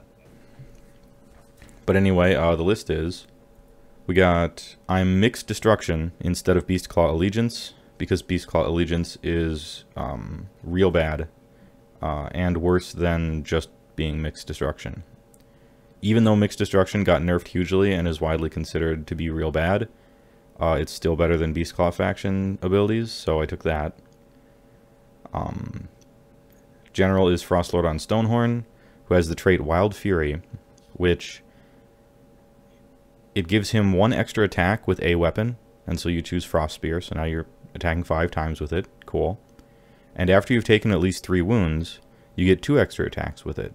Yeah, and so this is real good because it compensates for you being charted. So as you're getting charted down, your mount is hitting less hard, and your stats are generally getting a little worse. But Wild Fury gives you a boost in damage, and so actually you even out, and at exactly 3 wounds on him, he's actually more deadly than at full life. Which is a fun interaction. Which is pretty cool. Then we have Frostlord on Thundertusk. I went with the Frostlord version instead of the Huskguard version, because if you're only running one Thundertusk, the heal is on a 4-up, which is a coin flip, which is a real bad thing to rely on. And having a 3-up save and an extra wound means that like you're not going to get charted in the first place unless it's just straight mortal wounds getting thrown at you from real far away, which has become... that's more controllable in a way now. And a lot less things are shooting you now, because so much, like the problem with Thundertusks, even when they were good, way back when, was that they would get outranged by all the good ranged, because all the good range was like 24 inches, sometimes 30 inches, and Thundertusk is sitting here on an 18, and you just get hit for 4 damage to start the game off, and now your breath weapon sucks. And so it just like instantly becomes kind of pointless. Right. But Thundertusk's version has an extra wound, so it charts slower, and a 3-up save, which means it can resist damage a lot better. 3-up save is so much better than a 4-up. It's huge. It's at least a 16% increase.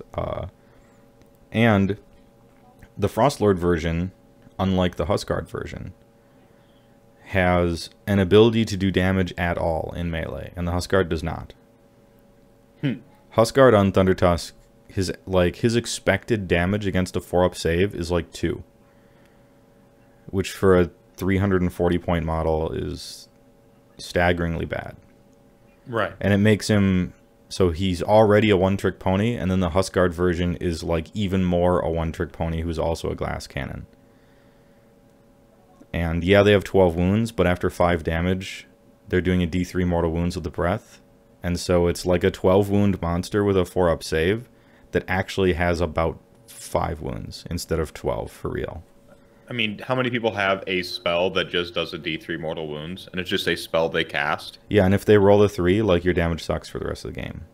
Yeah. Unless you roll a 4-up, unless you roll a 4-up to heal, you know. I'm actually saying for comparison's sake, once you chart the Thundertusk, down to a D3, how many people just have a spell that does D3 mortal wounds, and then you have this thing that you spent 360 points for that does a D3 mortal wounds, and that's all it can do. Because it's only one body. Like, a wizard with a random D3 mortal wound spell on their profile that's 18 inches is about as good as you at that point. Better because they can unbind. Yeah, they gain access to an unbind. Now, your opponent can interact by countering the spell, and you can't counter the Thundertusk shooting, and it just works on a 2-up. But in a way, you can counter it, because you can put him in combat, and then he has to shoot that thing. Or you could have guys with a mortal wound save, which just straight counters him. Or you can have big hordes of units, which straight counters him as well. I think my point remains about how I think so too. Utterly unfantastic or unremarkable just a giant 360 point model with a D3 mortal wound shot is. Right. Anyway, so I went with the Frostlord version because he has the Frost Spear, so he can do some damage in melee. And he's pretty durable with a 3-up save. And I've given him an artifact, and it's Thermal Rider Cloak. Thermal Rider Cloak is good because it gives the unit +4 movement and flying. And I see a lot of people put this on Stonehorns, but I've found that a Stonehorn will get wherever it needs to go very easily. A little bit of a win more on a Stonehorn. A little bit. Like, obviously you put it on there so that you can't tar pit the Stonehorn and he can fly away by retreating. Right. But like that only works if you set up a double turn by retreating and then going again and then getting to do something. Generally, you'll retreat out of combat and then it'll be your opponent's turn and he puts you right back in again. So like, what did you do, you know? I put it on the Thundertusk because this makes him move 12, which is a big deal, which increases his range his threat range by up to about 30 inches.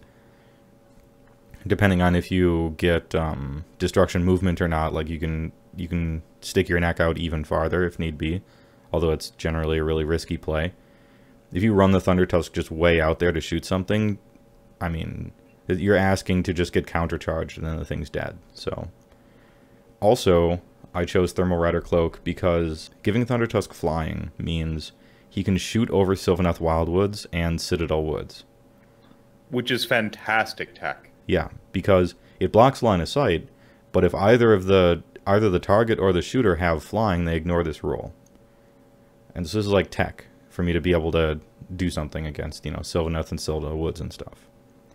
And also to like fly him and just land him on top of some terrain piece and act like a little lighthouse of lasers. I think I already said this earlier, but the in the teams tournament or the doubles tournament, like I got to witness a Nurgle player's face just like whoa, when you were like, oh, he's got flying. And so I can only imagine that running 5 rounds with this tech was actually like a lot of fun. Like, yeah, Nurgle player brought Citadel Woods as part of the terrain that they brought, and so I put Thunder Tusk like right across from it, and he's like, "Oh, I got him here," you know, and they just rolled up and shot anyway, and it was a little gotcha moment, I suppose. Right. Rounding out the leaders, I've allied in a Butcher, which is our only access to a buff that we can get in-house or in allies or anything like that. He costs, you know, more than heroes that tend to buff things, and his buff only works 1 out of 3 times, but that's destruction, so you roll a die, you roll a die, and some random thing happens. On a 1, he, like, chokes and takes damage. On a 2, he heals all ogre units in a circle around him for 1. On a 3 or 4, that's the one you want, so 1 out of 3. Plus 1 to hit on an ogre keyword. And then on a 5 or 6, nothing happens.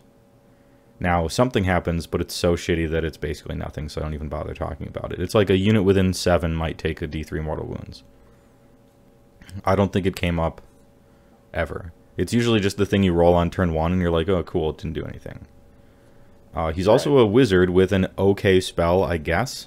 Is that on a... By the way, is that on a 6? That's the on a 6 it does that? No, that's our faction ability. No. He does the damage in a radius. When you're rolling to pull the guts out of the pot? Yes. On a 5 or 6. 5 or 6. You choose choose an enemy unit within 7 inches, and they take a D3 mortal wounds. Think about the nature of dice in this game that we play. With the exception of Battle Shock, rolling that 5 or 6 should be a feels good moment. And so it is just always a feel bad moment. Yeah. What terrible design. Just at that right there. Yeah. If this dude was a Stormcast hero, he would have a command ability that gave +1 to hit for every Beastclaw keyword in a 10-inch radius around him, and he would cost 100 points, and he would have 3-up save instead of a 5-up. But destruction. Destruction. And then Fungoid Cave Shaman, which is very durable for how flimsy he looks.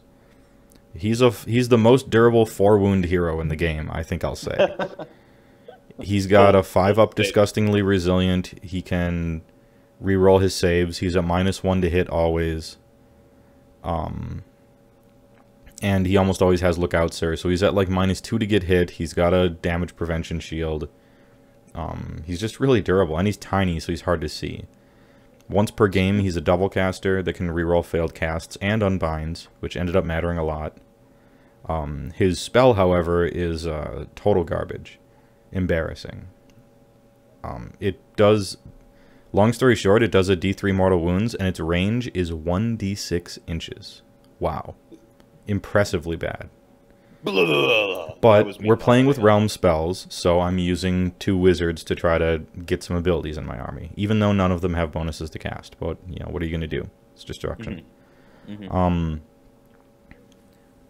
That rounds out the heroes.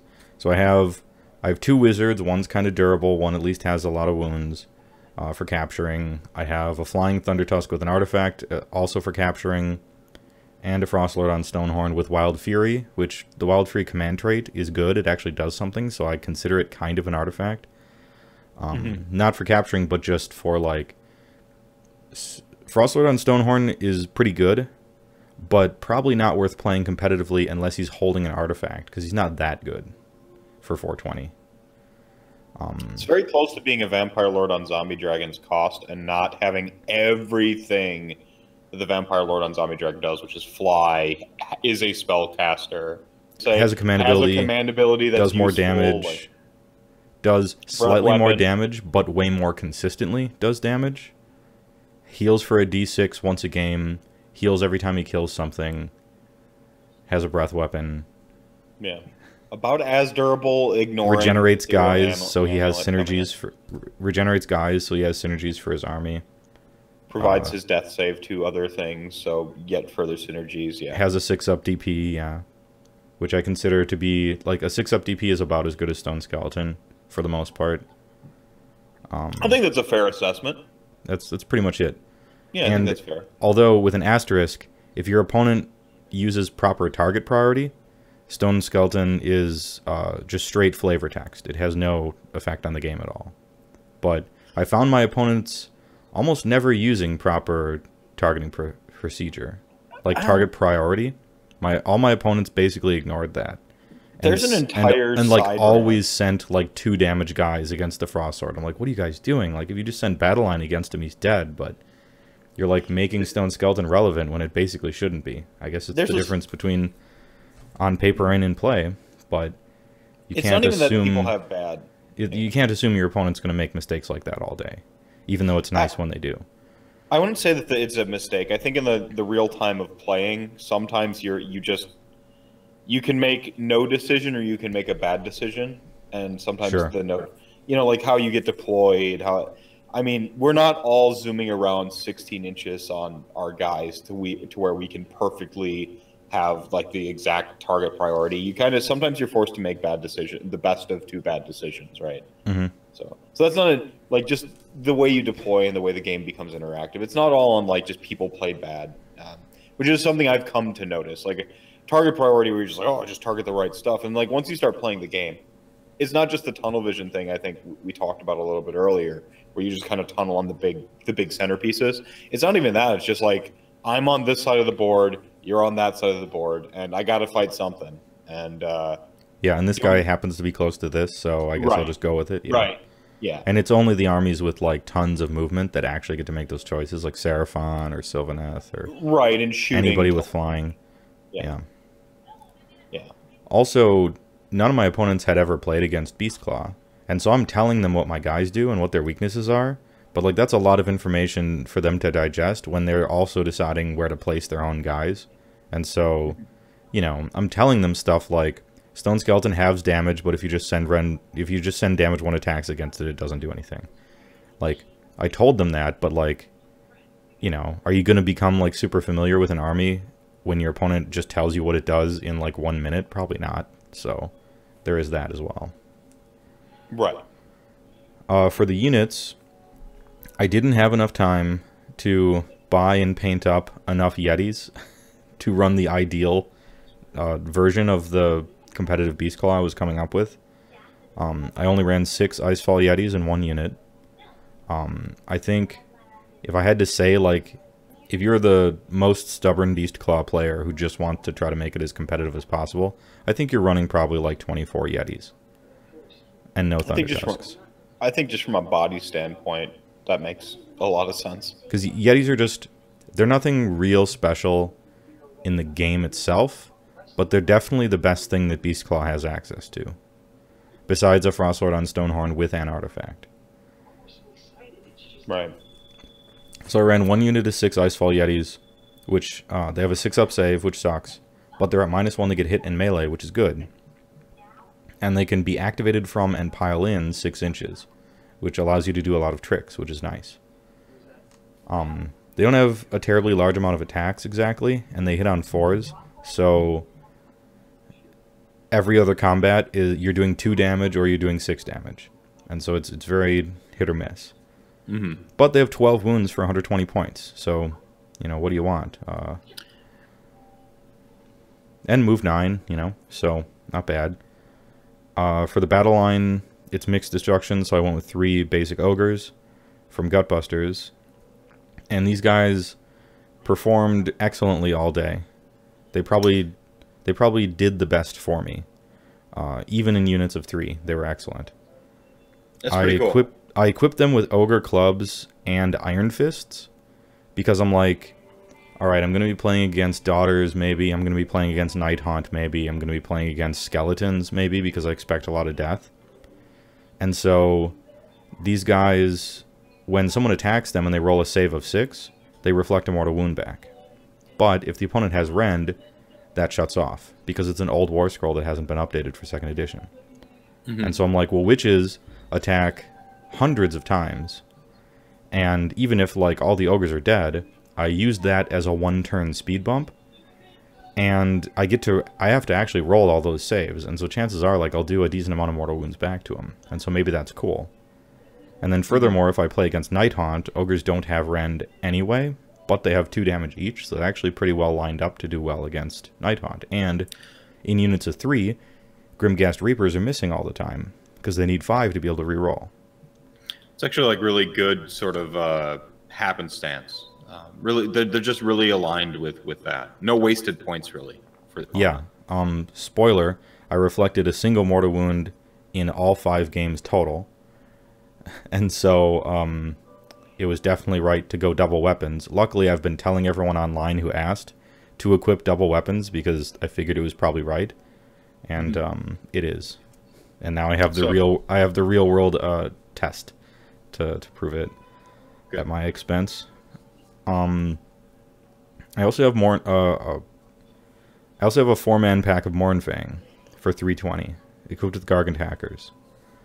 I have been saying Mournfang are trash for probably 14 months or something like that, but I have them painted up real nice with cool-looking banners, I think. And I was going for looking really cool, and I couldn't finish enough Yetis in time. And so I'm like, okay. Mournfang aren't particularly fast. Their huge bases make piling in and getting around terrain and stuff really problematic. And they miss all the time and do terrible damage for their points. Truly terrible point.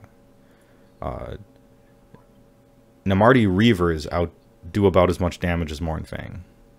And people are surprised by that because they see the number 3 and they're distracted by, oh, 3 damage, but if you do the math, like it's actually pretty awful. Because they miss all the time. They're very inaccurate. But, so like Gorgrunta don't do a lot of damage either.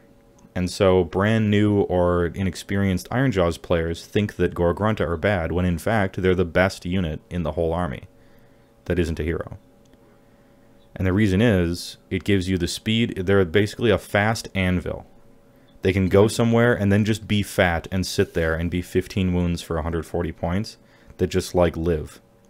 And they absorb the many buffs and synergies of Ironjawz very well so that they're able to do damage if they get buffed up during a WoW.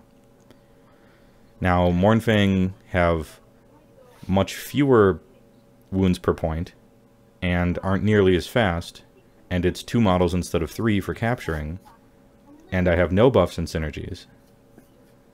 But, they look similar. There's a little bit of the sort of in-play versus on paper. Yeah. In fact, some people famously compare Mournfang to Gorgrunta and say that Mournfang are better. And they're crazy. And this, that's the rookie mistake I made when analyzing the IDK tome, was not realizing that thralls were on the 32 mil basis. Well, that's something you couldn't possibly have known because it doesn't say it on the war scroll. It's like secret information that you would suddenly realize later. Yeah. Yeah, but if you look at that and you're like, this is the best unit ever, you would be wrong because you're not considering how the model actually plays. Yeah. And that's an important piece of data. That's something that's missing from, like, for instance, the Black Knights, which were my tech in the tournament. That's something that's missing from, like, you look at their war scroll and you're like, these guys are terrible. great. Yeah. Yeah, these guys aren't great. Not even they don't even look great. They look downright awful.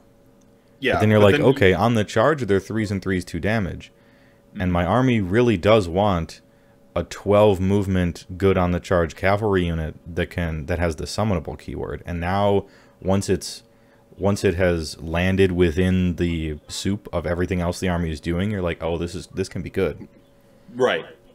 They're the role player that just, they really do kind of what you want happening on the table. But if you just like stop at the war scroll, you'd never get the chance to see it. When they're sitting in the context of their armies, it's more than just what's on the war scroll. And so if you're just looking at the war scroll of Mournfang versus Gore-Gruntas, you might say, oh, Mournfang seem better, you know. And then when you start thinking about how things actually play out, like it's 3 models versus 2, and it's 15 wounds instead of 12, and then how it's going to play out within its own army, where Gore-Grunta is absorbing all these buffs and synergies and being in a battalion, and what do Ironjaws really want, and then sitting in Beastclaw, where the Mournfang absorb nothing, and, you know, they just kind of do what Stonehorn do, only way worse. And, you know, anyway, this is probably too long of a tangent, but... And I kept it at 1980. I didn't go for shackles, even though I could have, because I have 2 wizards. Because one of the things you really, really need in Beastclaw Raiders, if you're playing them, is the Triumph. You don't have any buffs or synergies, and you desperately need them. And so anything you can do to try to get a Triumph, even if it's playing 1980, so that sometimes you're playing somebody with 2k or 1990 and you'll get it, you have to take that. Because rerolling all failed hits really makes, like, Stonehorn's damage good suddenly. And so the chance at 2 Triumphs throughout the day was better than getting Shackles unbound once. Right. The one time I tried to cast it. So that was the decision there. I think that was the correct decision. You know, hindsight and all that. You're pretty much just trying to steal wins from people. And that Triumph is just helping you accomplish that goal. Whereas like Soul Shackles, you're like, I mean, they're cool for they're cool for blocking. You don't have a ton of bodies, and so you can take up some real estate with them, which is really cool. But when it gets right down to it, you're taking something you do really bad and kind of adding something okay, and that doesn't take you from doing the bad thing and suddenly it's good. So you might as well just take the thing that you've already kind of got good and make it potentially oppressive or great, you know. And that I'm using a hyperbolic speech here, but that's, I think, the mentality behind going for the Triumph. And with your army, you don't really have the option to like shave points because everything comes in these huge chunks. You don't just have these little 60-point or 80-point units laying around that you take. Oh, if I don't take this like 200-point guy, I can take this like these 2 80-point things and get 40 points back. You're like, list building for Beastclaw Raiders is really tight with just the expense of the units. Yeah, I mean, we do have 40-point cats, but they are so shitty. Are they battle line? No. Well, they're battle line if you waste another 140 points on an Icebrow Hunter and make him the general so that you waste a command trait as well. So yeah, the Dire Wolves Frost Sabers are not. Let's just put it that way. Well, Dire Wolves aren't the only like cheap unit in the or game skinks or whatever. Value. These do not compare. No. Longbeards. No. You know, like. Yeah. So on to the rounds. Round 1, I played against Nighthaunt. He was on 1990 points, so here we got our Triumph. Great. Which one did you roll? I can't remember, but you didn't get the 1 or 2 then. I believe it was the reroll to save one. He had Kurdos Valentian, the Craven King, the Doot Man, the guy who steals command points from you. He had Lady Alindra, with Lifestealer, and she was the general with Ruler of the Spirit Hosts. I feel like she's a subpar choice overall. I kind of agree. She's just too fragile, and I don't want what she does, I don't think, if I'm building a Nighthaunt army. But she looks great, so okay. Yeah, I mean, I guess if you want another centerpiece in an army that is filled and loaded with centerpieces, I mean, you've already got a bunch. She gives you some spells, and she does a bunch of mortal wounds. But I don't want a fragile hero that does a bunch of mortal wounds, really. I guess the role they think she fits is being a hero hunter, but you know what else hunts heroes? 30 Grimghast Reapers. Yeah, like your best guy or hunts everything. Blade Geists. Like, actually, Blade Geists are amazing. Yeah. In fact... Or Mirmorn Banshees, like, those are good, too. Yeah. You have plenty of hero hunters, I think. Yeah, so why would you take this bad hero when you could just take one of your, like, 3 great units instead? And even for comparable points in the case of, like, Blade Geist and I believe Mirmorn Banshees. So it's like, I don't think she's great and I don't like her. He also had the Briar Queen. This is the, like, Shadespire this is the Shadespire team. And the Briar Queen comes with some Briar things, and she's got Shade Mist and a spell, which is good. He had a Black Coach, 3 Spirit Hosts, Battle Line, 2 Chain Ghasts, 4 Mirmorn Banshees, which I think are very good, 6 Chain Rasp Horde, and the Battalion Chain Guard, which includes 30 Chain Rasp Horde, 20 Chain Rasp Horde, Guardian of Souls with the Nightmare Lantern hero. He's got Beacon of Nagashazar, Spectral Tether, Chill Blade, and Vault of Souls Endless Spell, which did something... I can't remember what the Endless Spell did, but he's like... I'm like, what does Vault of Souls do? And he's like, it's terrible. And I'm like, okay. Well, so this is just Max theme guy. Yeah, this guy like had a cool looking army. He was like me. Basically, I played me, the Night Hunt version of Beastclaw. That makes total sense. Where he's like, I wanted Lady Alinder because she looks awesome. I think Vault of Souls looks sweet, but it kind of sucks. I want the Doot Man because he's funny. I wanted a Black Coach, blah, blah, blah.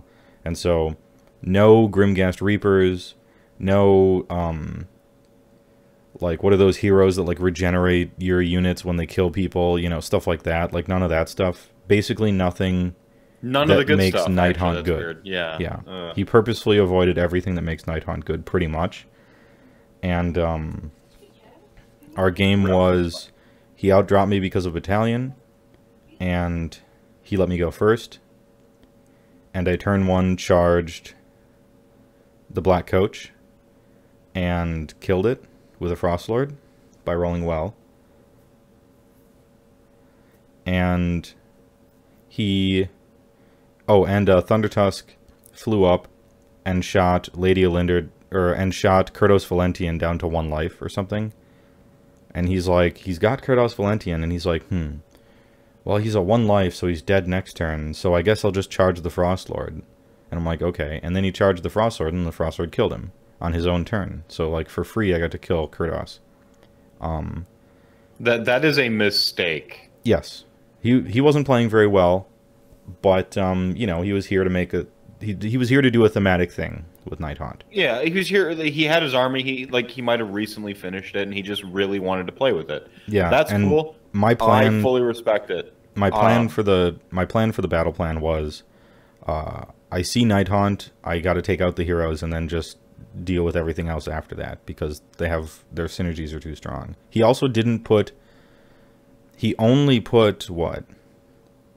I think the 3 Spirit Hosts are the only thing he put in the Underworld to pop up with. And he could have put half his army in there, which would have been much harder for me to deal with. I think even with all these other choices he was making, if he just put half his army in the Underworld and then charged me right away, I think he would have won. So I think that was a mistake there. And for the rest of the game, Thundertusk was never targeted by anything, and so he just sat there shooting the man's heroes until they were all dead. And the ogres ran up to Chain Rasps and just slowly ground them down and didn't die. Interesting. Because, I mean, they have a 4-up save, they don't have rend anyway, and all the ogres' hits do 2 damage. And so I just started grinding Chain Rasps down until they were finally dead. Yeah. And so I just about tabled him. I got max points on the battle plan, and I got my secondary. And so I had a victory right off the gates with Beastclaw Raiders on max points. And so I'm like, wow. I mean, that was a gift. But I'm concerned about next round because I'm going to play against someone who got max points in everything, right? Right. And so I might hit the brick wall next round. But at least you started on the right foot. You got to play your spiritual mirror, you know. Mm-hmm. And Thunder Tusk was maximum Thunder Tusk, which is sniping little like low wound heroes. Yeah. Like I mean that's just how you write up Thunder Tusk. Is your opponent never targets him, and he shoots 7 wound heroes the whole game. That's just. Yeah, That's Thunder Tusk running on max cylinders right there. Right. Even if he had run like the more optimal like Spirit Torments and stuff like that give you like a lot of the synergy you're looking for, like you'd have like popped those guys because they're like 5 mortal wounds. So Lord Executioners and stuff like you would have like totally. I'm not saying it would have been a gimme if he was on a better list, but yeah, I'm not ready to say that ogres just have a favorable matchup against Nighthaunt. I don't think they do. But they do against... there were no chain rasps either. They do against casual Nighthaunt. Yeah. Like, yeah, that might be true. Min-max ogres have a good matchup against casual Nighthaunt. Against 30 or 60 Grimghast Reaper, a bunch of chain rasps, and like putting people under the ground turn 1 and stuff, and then just like popping out after I've gone and stuff. Like, I think it's a bloodbath. But casual Nighthaunt, I think you're pretty favorable against. At least in my opinion. That is a very well sort of phrased and qualified statement. Yeah. I'm trying not to insult people too hard. Round 2, I played against Sylvaneth on Dreadwood. So you hit the wall. I hit the wall. So for those who are not familiar, Sylvaneth is 100% impossible to defeat with Beastclaw Raiders. I can say that with certainty. It's just impossible. To be fair, on certain objectives, you can't beat them on deployment with basically any army. There's a couple about. They're very good. I would put a good Sylvaneth at like 3rd best army in the game probably. Like they're very strong. The problem is they're hard to play amongst AOS armies, and very few people play them. And they play very differently than other armies. They play to the objectives first and foremost, and often exclusively. Which is not a playstyle a lot of people tend to like. Well, in Magic, we've got like beatdown and control, right? You're either the beatdown or you're the control. Sylvaneth is technically the control, but even by control standpoints, they're not controlling the Age of Sigmar board the way like a Nagash army is control, right? Where you're debuffing people, you're getting people stuck in infinite, like a combat that will never end, and you're kind of controlling the field. Like they're almost ignoring what you're doing, like the opponent across from the table. They're practically ignoring what you're doing and just playing the objectives. It's like they're playing a different game. Yeah, if Nagash is counterbalance top, then Sylvaneth is Enchantress. Ooh. Where they build a castle and basically ignore you and mine points, data mine for points the whole game, and then eventually they win, and you've done nothing. Nor can you. It's interesting. The different battle rep I listened to from like a Death Player versus Sylvaneth, and that's exactly what they did. Is they just like, I've got my game plan, you've got your game plan, and they just kind of played in spite of each other. Yeah, like it didn't even matter. This guy was kind of funny. This opponent, his print-off sheet of his army list that he built on War Scroll Builder, it has a title. So his list has a title. Would you like to hear it? He wrote absolutely, yeah. He titled his list Cancer. He knew. Yeah. So he called it Cancer, and I found that funny. And it's Dreadwood. He's got a Branch Wraith with Acorn, Verdant Blessing, Drycha with Regrowth, Tree Lord Ancient with Regrowth, Gnarled Warrior for the -1 to get hit, Moonstone of the Hidden Ways to teleport it once a game anywhere, 6 Kurnoth Hunters with Scythes, 4 Spite Revenant Min Strength units to qualify for Dreadwood, and Outcasts, of course. 6 Akelian Morsar Guard, these are the attack eels as allies. And that's interesting, Spice. It is interesting spice. I didn't find it to be that good, but I found it to be spicy. Yeah, like spice. Geminids, Soul Snare Shackles, Pendulum. We played Focal Points. This is the one where there's a central objective, and then a north, south, east, west objective 18 inches away from the center one. So there's 5 in total. If a player controls the center objective, they score 2 points. If the player controls top and bottom, they get 3 points. If they control left and right, they get 3 points. Otherwise, it's 1 per. So you can score 8 points total in 1 turn if you control all 5. I was witness to the most brutal turn 1 I've ever seen in my life. Unfortunately, it was happening to me. Right. He is a 1-drop battalion, so he just drops everything. Before the game begins, he rolls for Dreadwood to see what trick he has. And it's all 3. So he does all 3 tricks. He redeploys, or rather, gets to move some unit, which is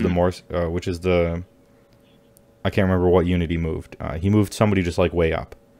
And then secondly, the max range of all my stuff is 12 inches for the first turn. And thirdly, he put 6 Kurnoth Hunters 6 inches away from my Thundertusk.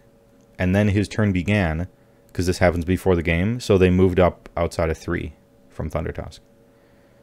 Then he put a Wildwood at the very middle of the entire map, a 3-1, so that it basically all 5 of the objectives were something like 3 to 5 inches away from the center giant blob of Wildwoods.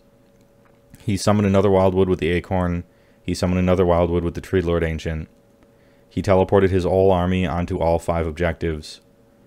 He put Soul Snare Shackles in the center of my entire army. And he put tons of damage on the Thundertusk. And the Eels charged me turn 1 and killed a bunch of Ogres and Yetis. And so it's my turn at the bottom of turn 1. My opponent has 8 points, all the objectives. Thundertusk is charted into uselessness. My whole army is at half move. And my left flank is in combat with Morsar Guard. This is bad. So did you just call it there and go get pizza, or what? I almost did. I'm like, I would call it here, but let's get our, I'm sure you haven't gotten your secondary yet, so we'll do that, And right. I just want to see how this turn goes. And so my turn, beginning of hero phase, dispel the shackles. I succeed at the roll with Snazgar. I use his Mushroom. Well, no, and then later in the hero phase, I use the mushroom to be able to do some stuff. Butcher rolls +1 to hit, I think. I can't remember. Butcher rolls something. Frostlord charges Tree Lord Ancient turn 1. After a 6-inch destruction move, puts him forward. Does D6 mortal wounds, which is 1. And so now I'm thinking about...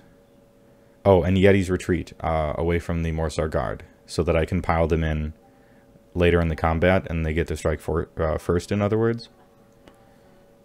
Mm-hmm. And so now I have a decision to make. I can activate Frostlord on Stonehorn, who has taken 2 damage or something like that from some Arcane Bolt or something, I don't know, something. Yeah, right. I can activate Stonehorn and attack the Tree Lord Ancient.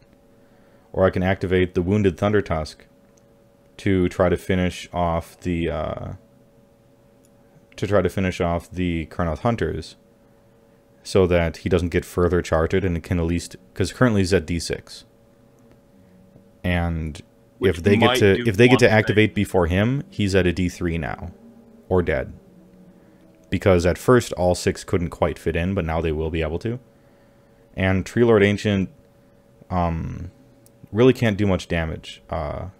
Yeah, they have a D6 damage, but they don't have a lot of attacks, and it's super unlikely that they do much damage, really. And also Stone Skeleton halves damage anyway, and if I take a little bit of damage, even if I take a decent amount of damage from the Tree Lord Ancient, it'll just turn on Wild Fury, and then I can probably down him. So activates Thunder Tusk, attack the Kurnoth Hunters, miss with everything. Then it's his turn, he activates Tree Lord Ancient, hits with every attack, wounds with every attack. I fail every save, and he rolls all the d6s for his damage and gets a 6 every single time. And Frostlord is dead. And so I'm like, okay, I think we can finally call it. Yeah. That jackpot. It was like the Final Fantasy 777. Like he just hit it on you. Yeah. So he rolled all 6s for damage after I failed every save, and he hit with everything. And even through Stone Skeleton, Frostlord's dead. So I'm like, okay, I think we can safely... Well, I asked him, I'm like, did you get your secondary? Because if you didn't get your secondary, I'll keep playing until you do, because you got this so hard, that I don't want to concede and rob you of a secondary. And he's like, no, I just got it.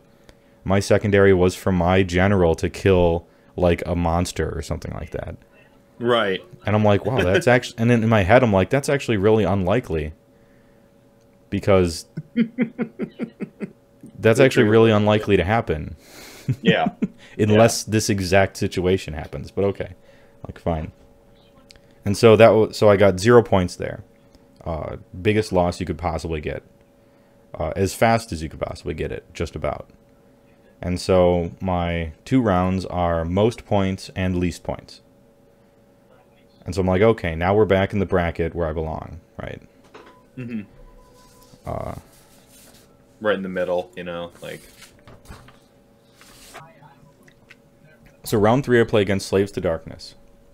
Not actual Slaves to Darkness, it's Allegiance Chaos, but he was running Chaos Chariots, 15 Chaos Knights, Chaos Marauder Horsemen, Chaos Warriors as battle line. Yeah, this is the player fresh off of a defeat from me in round 2. Right. So he had won his first game. He came in to play me, and I handed him the L. It was unfortunate for him, but I was just... It was one of those battle with the focal points. I was just able to turtle up and just like, I'm going to control 2 points. I'm going to control 3 points the whole game because I'm going to take the center point, have the far right point, and I'm going to stop you from ever getting in. And it worked for me. And so he was like fresh off of a disappointing loss because he's Alpha Strike, and he was like built to do the thing, and he just fails the first turn charge. And so he's going into this game against you 1-1, and you're 1-1. Mm-hmm. He was also on a Fatesworn Warband, the Everchosen Battalion. And his heroes were Exalted Hero of Chaos General with Lord of War, Sword of Judgment, and Mark of Chaos Tzeentch. Chaos Sorcerer Lord with Runestaff and Steed, also Mark of Chaos Tzeentch. Chaos Lord on Demonic Mount with Doppelganger Cloak. And Bellicor, a spicy choice. Guy's awesome. At the beginning of the game, you write down a secret unit that your opponent definitely knows what it is, because he just chooses your best unit. And then at some point in the game, he reveals who he's scheming against. And anytime that guy needs to do... And anytime the named unit wants to do just about anything, they have to roll a die. And on a 4-up, they can't do that thing. Whether it be cast a spell, or move, or attack, or charge, or whatever. So this guy's good. And it's... What was this one? Gift from the Heavens? Yeah, the 3 was Gift from the Heavens. Yeah, so, and this is Gift from the Heavens. He outdrops me and lets me go first. And I'm like... Whoa, okay. Well, of course. That's how you... because I can't reach him with any of my stuff, turn 1. Mm-hmm. And so my turn is not even a turn, it's a wasted turn. And then he gets to set up going second, and then getting the double turn. Try to get the double turn. Yeah. Yeah, no, it makes sense, and there's no objectives on the field yet, and they're going to... And there's no objectives on the field random, yet. Yeah. Because more random is better in a game already kind of a slave to diceness. I disagree, but it is a nice pun. Thank you. So yeah, so even more... The turn 1 is even more useless because there are no objectives out. So I'm like thinking I could move up, and this would just mean he can probably charge me. So I guess I'll just wait. I'll like actually do nothing. I shuffled around a little bit so that an equal number of points were in middle, left, and right depending on where the objective landed, and cast some spells and buffed some stuff up, and I'm like, okay, well, we'll see what happens. And on his turn, he runs with every unit in his whole army as close to me as he possibly can get. Can't charge, but just like running everything. So he's like 8 or 9 inches away from my entire army in a line across the whole board.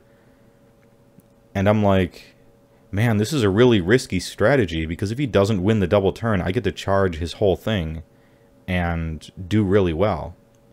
So I feel like this is a big unnecessary risk he's taking. However, of course he wins the double turn and charges my entire army and locks everything in combat, and both objectives land in the best possible place for him. And he reveals that Thundertusk, of course, was the bewitched target. And so I'm like, alright, I'm going to try to move Thundertusk, can't. I'm going to try to shoot Thundertusk, can't. I'm going to try to charge Thundertusk, can't. And then on his turn, I'm going to try to attack with Thundertusk after he charged it, and I can't. And this was like right next to the objective that landed. There's a bunch of terrain all over the place, and my bases are gigantic and obnoxious, so I can never collapse to one. So I can never like collapse left or right to get anywhere, and so I'm stuck in my own deployment zone the entire game and lose. If it makes you feel any better, you failed fewer Bellacore dice rolls on the Bewitchment or whatever. True. I mean, I failed 100% of them. I did. Right. I failed fewer number of them than you did, although I failed 100% of them. Right. If it makes so you really, feel it's tit any for better. tat. Yeah. Yeah. If it makes you feel any better, because I failed 5 spellcasting checks in that single casting hero phase on Nagash, and I failed to move, and I failed to I failed to move, failed to charge, did not fail to attack when he attacked me or whatever happened. Maybe I didn't get the opportunity to fail to attack. Maybe I either made a charge or I made a move, but I didn't get both. I think I moved, but then I failed to charge is what it was. I was not allowed to charge, which was fine. I'd like to say again, I hate for repeating myself, I really hate Gift from the Heavens. I think it's terrible. I don't like it because it is a gift, as in it gifts someone the win a lot of times. I mean, you can try to project sometimes power. It's a better game, and you can strategize around it, but a lot of games it becomes one person is gifted the win, so I guess I don't like it. It really is like, okay, you can anticipate, it's going to go 1, 2, 3, 1, 2, 3, right? You know the zones that the meteorites are going to be in, but it really comes down to just how you have swirled around the table. What it does favor is armies that are very maneuverable and or have flying or like movement shenanigans, which is a common theme. That's one of the things you should be building towards, because battle plans that are kind of bullshit like this one become much more manageable when all your guys have like obnoxious movement and stuff.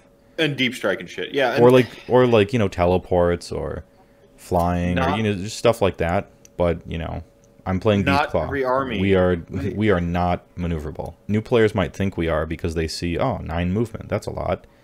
Well, it's not. First of all, when you compare like how far people actually end up moving in the real game, but giant cavalry bases just get in each other's way so often. Like it's very tricky to move around as Beastclaw. Yeah, you're very fair like that. Yeah, terrain and big bases actually become a real problem. And then you have armies that just get to do it for free as part of their army. Like, not all armies are created equal. So this like Gift from the Heavens one, it's just like, it's yet another way in which we're going to randomly reward you for randomly picking the right. I don't like it. Yeah. I don't like it. But on the other end of it, I would suggest that you play an army that can. Yeah. Or at least, especially, I mean, I'm doing a show on it, like, this is the kind of battle plan that you're going to have to play at tournaments. And this is the kind of situation you're often going to be in. And so when I did the video on helping new players choose an army, I rated movement, maneuverability, flying, movement shenanigans very highly on what it takes an army to do, on what makes an army good. And this is why. Because a lot of battle plans just almost require that. And you're going to find yourself in a position where your opponent is just kind of yeeting all over the board.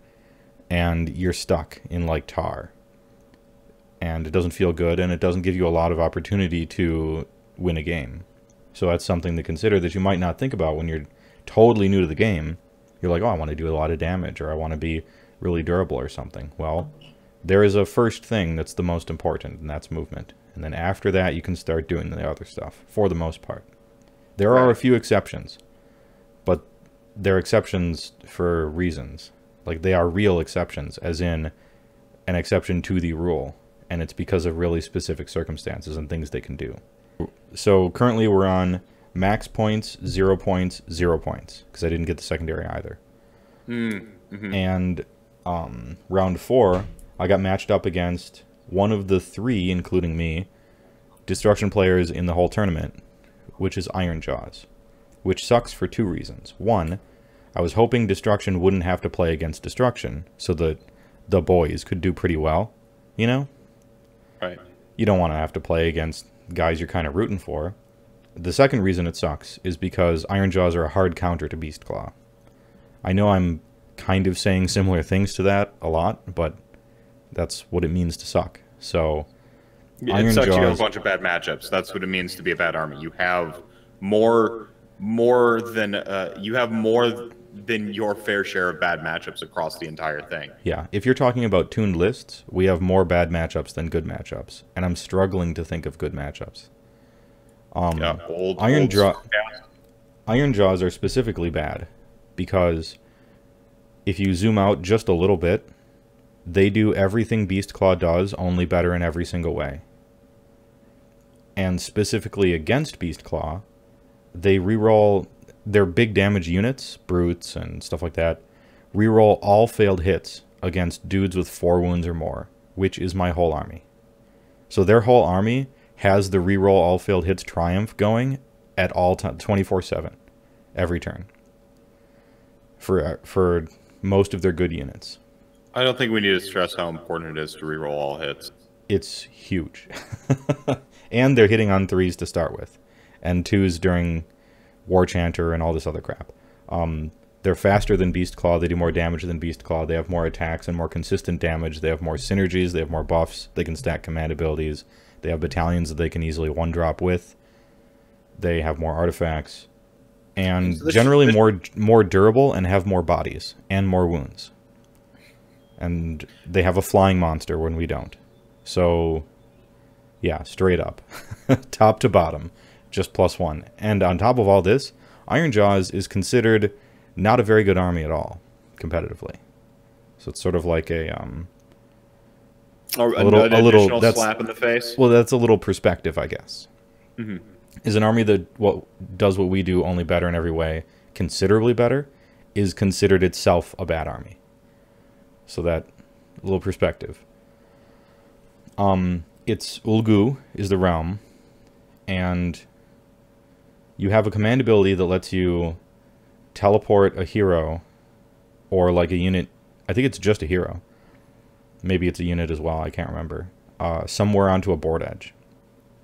And so my opponent decides to have a little fun. Because he's in this for fun and he's been getting smashed all tournament just like me. And so he's like, I'm going to do the stupid thing because I think it'll be great. I think it'll be really fun. And I'm like, oh, so it's going to be this kind of game. Cool, I'm down, dude. Like, you know, we're bottom of the barrel, so let's at least try to have fun, right? He starts the game with, I think, 4 or 5 command points or something like that. He takes 2 War Chanters and a Mega Boss on foot, holding the Sword of Japan, teleports all 3 of them to my back board edge, and then uses Wa. And then War Chants up the Mega Boss twice. So he's doing a d6 mortal wounds on 4s. And then fails a 4-inch charge. And doesn't get into combat. And passes the turn. So already a nail biter. Attempt at fun failed. Oh, and of course he goes ahead and captures the point with 10 Oruks. And so I'm like, you tried to do something really fun that wasn't even good in this game to try to win. I'm not gonna like capitalize on you trying to have fun by suddenly playing hard as nails, you know?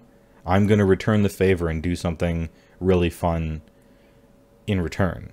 And so instead of Thundertusk swiveling like a turret and just shooting Megaboss in the face, instead I'm spending a command point teleporting Frostlord on Thundertusk to his back edge on top of mystical terrain on top of a tower. And I'm just going to sit there shooting his army the whole game. Mm-hmm. And Frostlord on Stonehorn rolls the +1 to hit off of a Butcher. I get it. Charges the 10 Oryx and just deletes them. They're dead. And captures the point. Mm.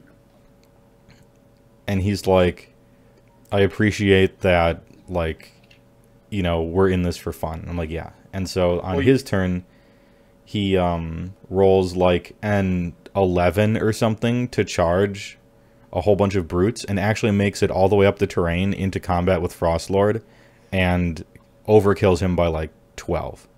And I'm like, well shit. Right. Megaboss on Maw Crusher gets into combat with Frostlord and kills him. He captures the objective after it moves because this is shifting objectives. Or no, this is relocation orb. And so it moves. He captures it again with 10 orcs. I roll +1 to hit again with the Butcher and put it on the Mournfang. And they roll into the 10 orcs and kill them. So that's the first thing they've done all day that was even remotely useful. Yes, they've been completely useless every single game. But 320 points of Mournfang with a +1 to hit buff, indeed, got to kill 80 points of orcs. They managed to do it. So right now you think we're joking. No, that's what happened. Amazing. This is amazing for this is amazing. This is the first time they've done anything. Even something as minor as that. I made it. I've had them slap it at 5 dire wolves for like an entire game. It just whiffing noises. Yeah, just like while they're outnumbered and not being able to take the point. Mm-hmm. Because you have 2 of them. Or 4 of them sometimes. And so then brutes charge the Mournfang and kill all 4 of them, just completely dead. But it was the same amount of points. It was like 300. It was 10 brutes, which is about the same cost as Mournfang. So okay, yeah, they delete them hugely, capture the point, and then now either the objective goes towards me or towards him. And if it goes towards him, he wins. And if it goes towards me, and if it goes towards me, I can get really lucky like 3 times in a row and maybe win. But luckily it just goes to him immediately, and so he gets to win and the game's over. And I don't have to worry about it. And I don't get my secondary. So 0 again. So the record is max points, 0 points, 0 points, 0 points.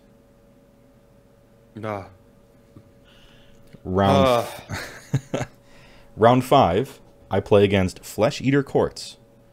And I'm happy because somebody's playing Flesh Eater Courts, which I think are much better than their reputation currently.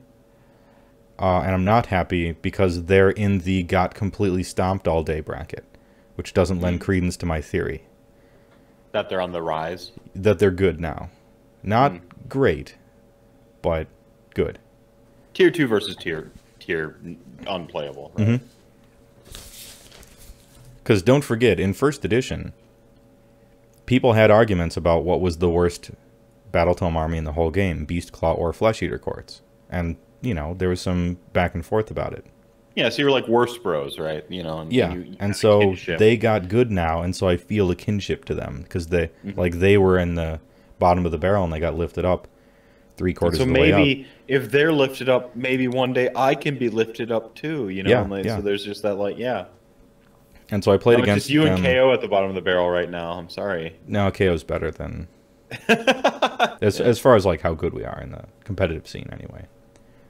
Local heroes on Facebook insist that they're really good and they just simply can't stop winning tournaments and stuff. But I find it very suspect. Local player who claims he does great with this army, you're being too obvious. You got to choose. You got to choose a more middle of the road thing. If you choose something like Beastclaw, it's too obvious that you're just making it up. Yeah, you're just lying. That's my advice. Yeah. Is choose an army that's like high tier 3 or something, and then be like, nah, I'm a local hero. Like I have it solved, and everyone in the whole world statistically is doing it wrong competitively. Like it's too obvious when the tall tale is this tall, I guess. You think that this local hero would show up at all to any major tournament? Event? Yeah, anywhere.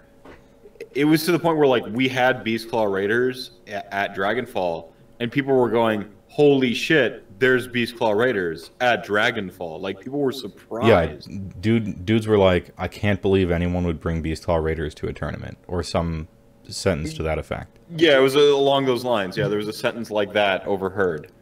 And so the man wasn't wrong. He was rude, but he wasn't wrong. Yeah. Oh, I got it. Everyone at the local store plays Beastclaw, and so it's a mirror match every time. There you go. Got it. Yeah. All right. Yeah. Moving on. We've solved it. Moving on. Yeah. Riddle solved. Playing Flesh Eater Courts in the 6 objective battle plan. This is really bad for me. I know I've said this every round except the first. But this is really bad for me because all the summoning Flesh Eater Courts does is off the table edge, but it's any table edge for each one. And so the 6 objective battle plan, I got to spread my tiny amount of guys out amongst my 3 and then try to get her 3. All the while, from every board edge, every turn she's summoning stuff that charges me turn 1, or that charges me right when it appears. So she's assaulting all 3 of my points immediately with summoned guys while moving forward with hers. And so really, like, they're coming in from the windows and up from the floorboards and stuff. You got to be careful not to make it sound too much like you're making a zombie reference, because people get really mad. The actually guys online get triggered when you say it's a zombie apocalypse, the army, because they don't understand nuance, and I'm talking that it's the playstyle is a zombie apocalypse. It's just with a different creature type, right? Right. Because they're ghouls. Right. But apparently this is not okay, because they're ghouls and not zombies, and so you can't make that first statement at all, even though it's a very similar idea. Right. And so you're playing they zombie basically apocalypse. look like zombies. Who gives a shit anyway? Yeah. Yeah. You're playing against zombie apocalypse, the army, asterisk. They're ghouls, and we know. Yeah. You don't need to come at us, actually, guy. Yeah, I know they're ghouls and not zombies, but that's what they're acting like. But they really were coming through That's the the floorboards. imagery. Yeah, they're coming from all sides. They're closing in. It's like in Aliens, where you're the dot, and then there's just like green closing in. That was me. She's got Royal Family Battalion with 2 Abhorrent Ghoul Kings on foot, Abhorrent Ghoul King on Terrorgeist as the general with Majestic Horror. Of course, Majestic Horror command trait allows her to double summon the first time. This seems like the way. Vargulf Courtier with an Aether Quartz Brooch to get more command points when she spends them, and another Vargulf Courtier. Vargulf Courtiers are the ones that regenerate units, and they're able to regenerate all the different types of units instead of just one. 3 units of 10 Crypt Ghouls, 6 Crypt Flayers, the flyer ones, 3 Crypt Flayers, the flyer ones, and Quicksilver Swords. This list is kind of close to something I would do with Flesh Eater Courts, except I wouldn't buy any model that isn't a ghoul as far as my non-summoning guys. I think I agree. But it's the brooch trick is very. I think that's almost. It's cheeky fun, and if you got the extra artifact, because you do in this list. Yeah, because you took Royal Family. Yeah. Like, I mean, any of the battalions, they actually have like access to a couple of solid battalions, because there are good choices amongst battalions, except for Dead Watch. That's the worst one. That's the trap. Right. But every other battalion, almost every other battalion, I think there are some good choices there. I like Royal Menagerie personally. I think that's what I'd be on. Yeah, the Monster Manch one. Yeah, yeah, there are some good choices. Oh yeah, Delusion Crusading Army, which lets you reroll all failed charges in your whole army. Just period. It's very good. Like, that's really good. Yes. She spent points on flares, which I think is a mistake because I don't think they're very good. Unless you get them for free. Yeah, I mean, it's the same thing with bloodthirsters. I don't think they're at all good for what they cost. But if they cost 0, I think they are good. And it's the same thing with flares. I think it's the same. I think those flesh eater courts, to be honest, is yeah, your ghouls aren't very, like, your units just straight aren't any good for the most part. But your heroes are quite good. And you get 500 points of your units for free, so we calls it even. Although I think Crypt Ghasts are pretty decent. Or Crypt Horrors, or whatever the big bone-hitty ones are. Yeah. Those are okay. They're like ogres, pretty much. Only better. Only better. I think Abhorrent Ghoul King is straight up good, actually. Abhorrent Ghoul King on Terrorgeist is straight up a good. I wish she would have had one of each Ghoul King type. I think that's the way to go. I think it's Ghoul King on Terrorgeist, Ghoul King on Vampire Dragon, Ghoul King on foot. And then you just go for summon Varghulf Courtier, 6 flares, 10 ghouls, turn 1. And now you have a 1,500 point army and you're fighting against 2k. I like that. But anyway, she had a royal family. So, turn 1, I spread my army out to be on all 3 points. She has her army on all 3 points.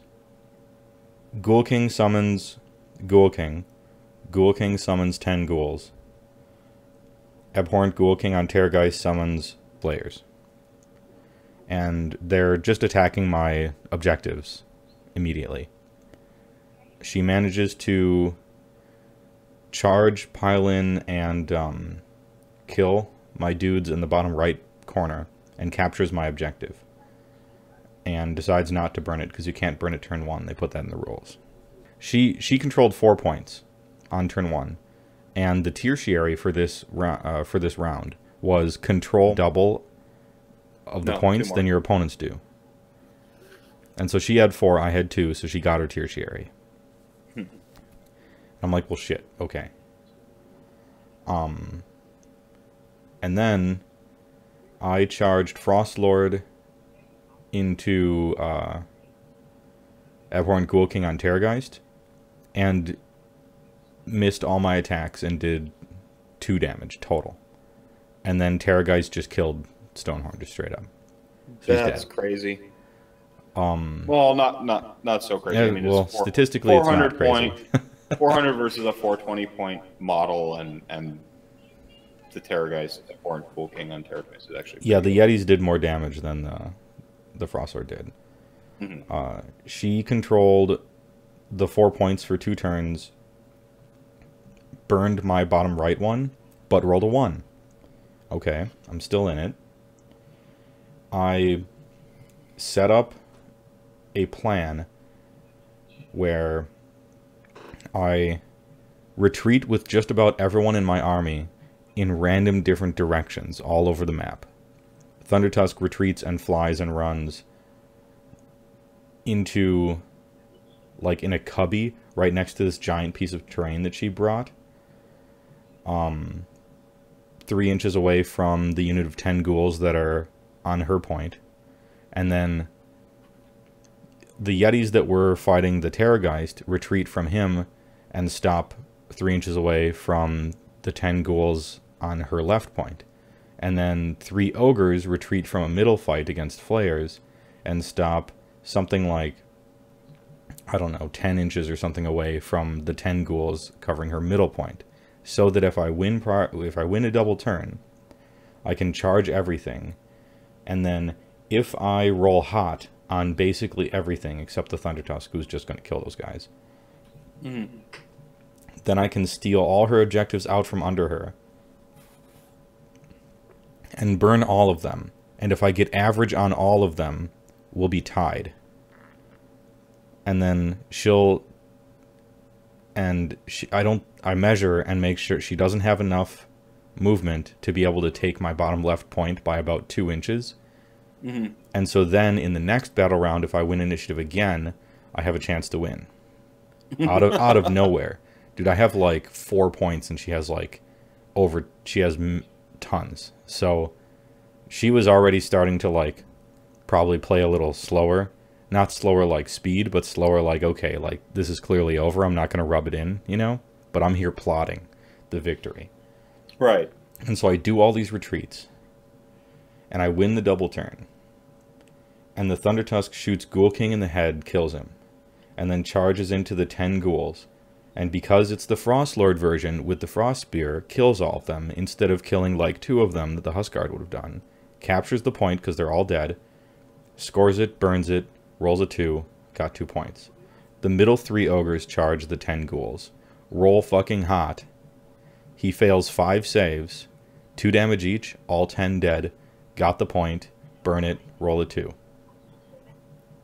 Left point, Yetis pile in to the 10 ghouls, kill all but 3 of them. 1 runs to Battle Shock. I outnumber them, get the point, burn it, roll a 2. She runs she runs Ghoul King on Terrorgeist across the whole map and ends 2 inches away from my left point, so she can't capture it. And I'm like, alright. Roll initiative, lose initiative, she wins a game. But it was pretty close. I made it as close as I could have made it, I think. And I had... I can imagine. You know, it's been a little while since it's been like a week or 2 since the event. I can't recall the exact specifics of it, but I was really quite proud of my tactics and strategy and stuff in this game.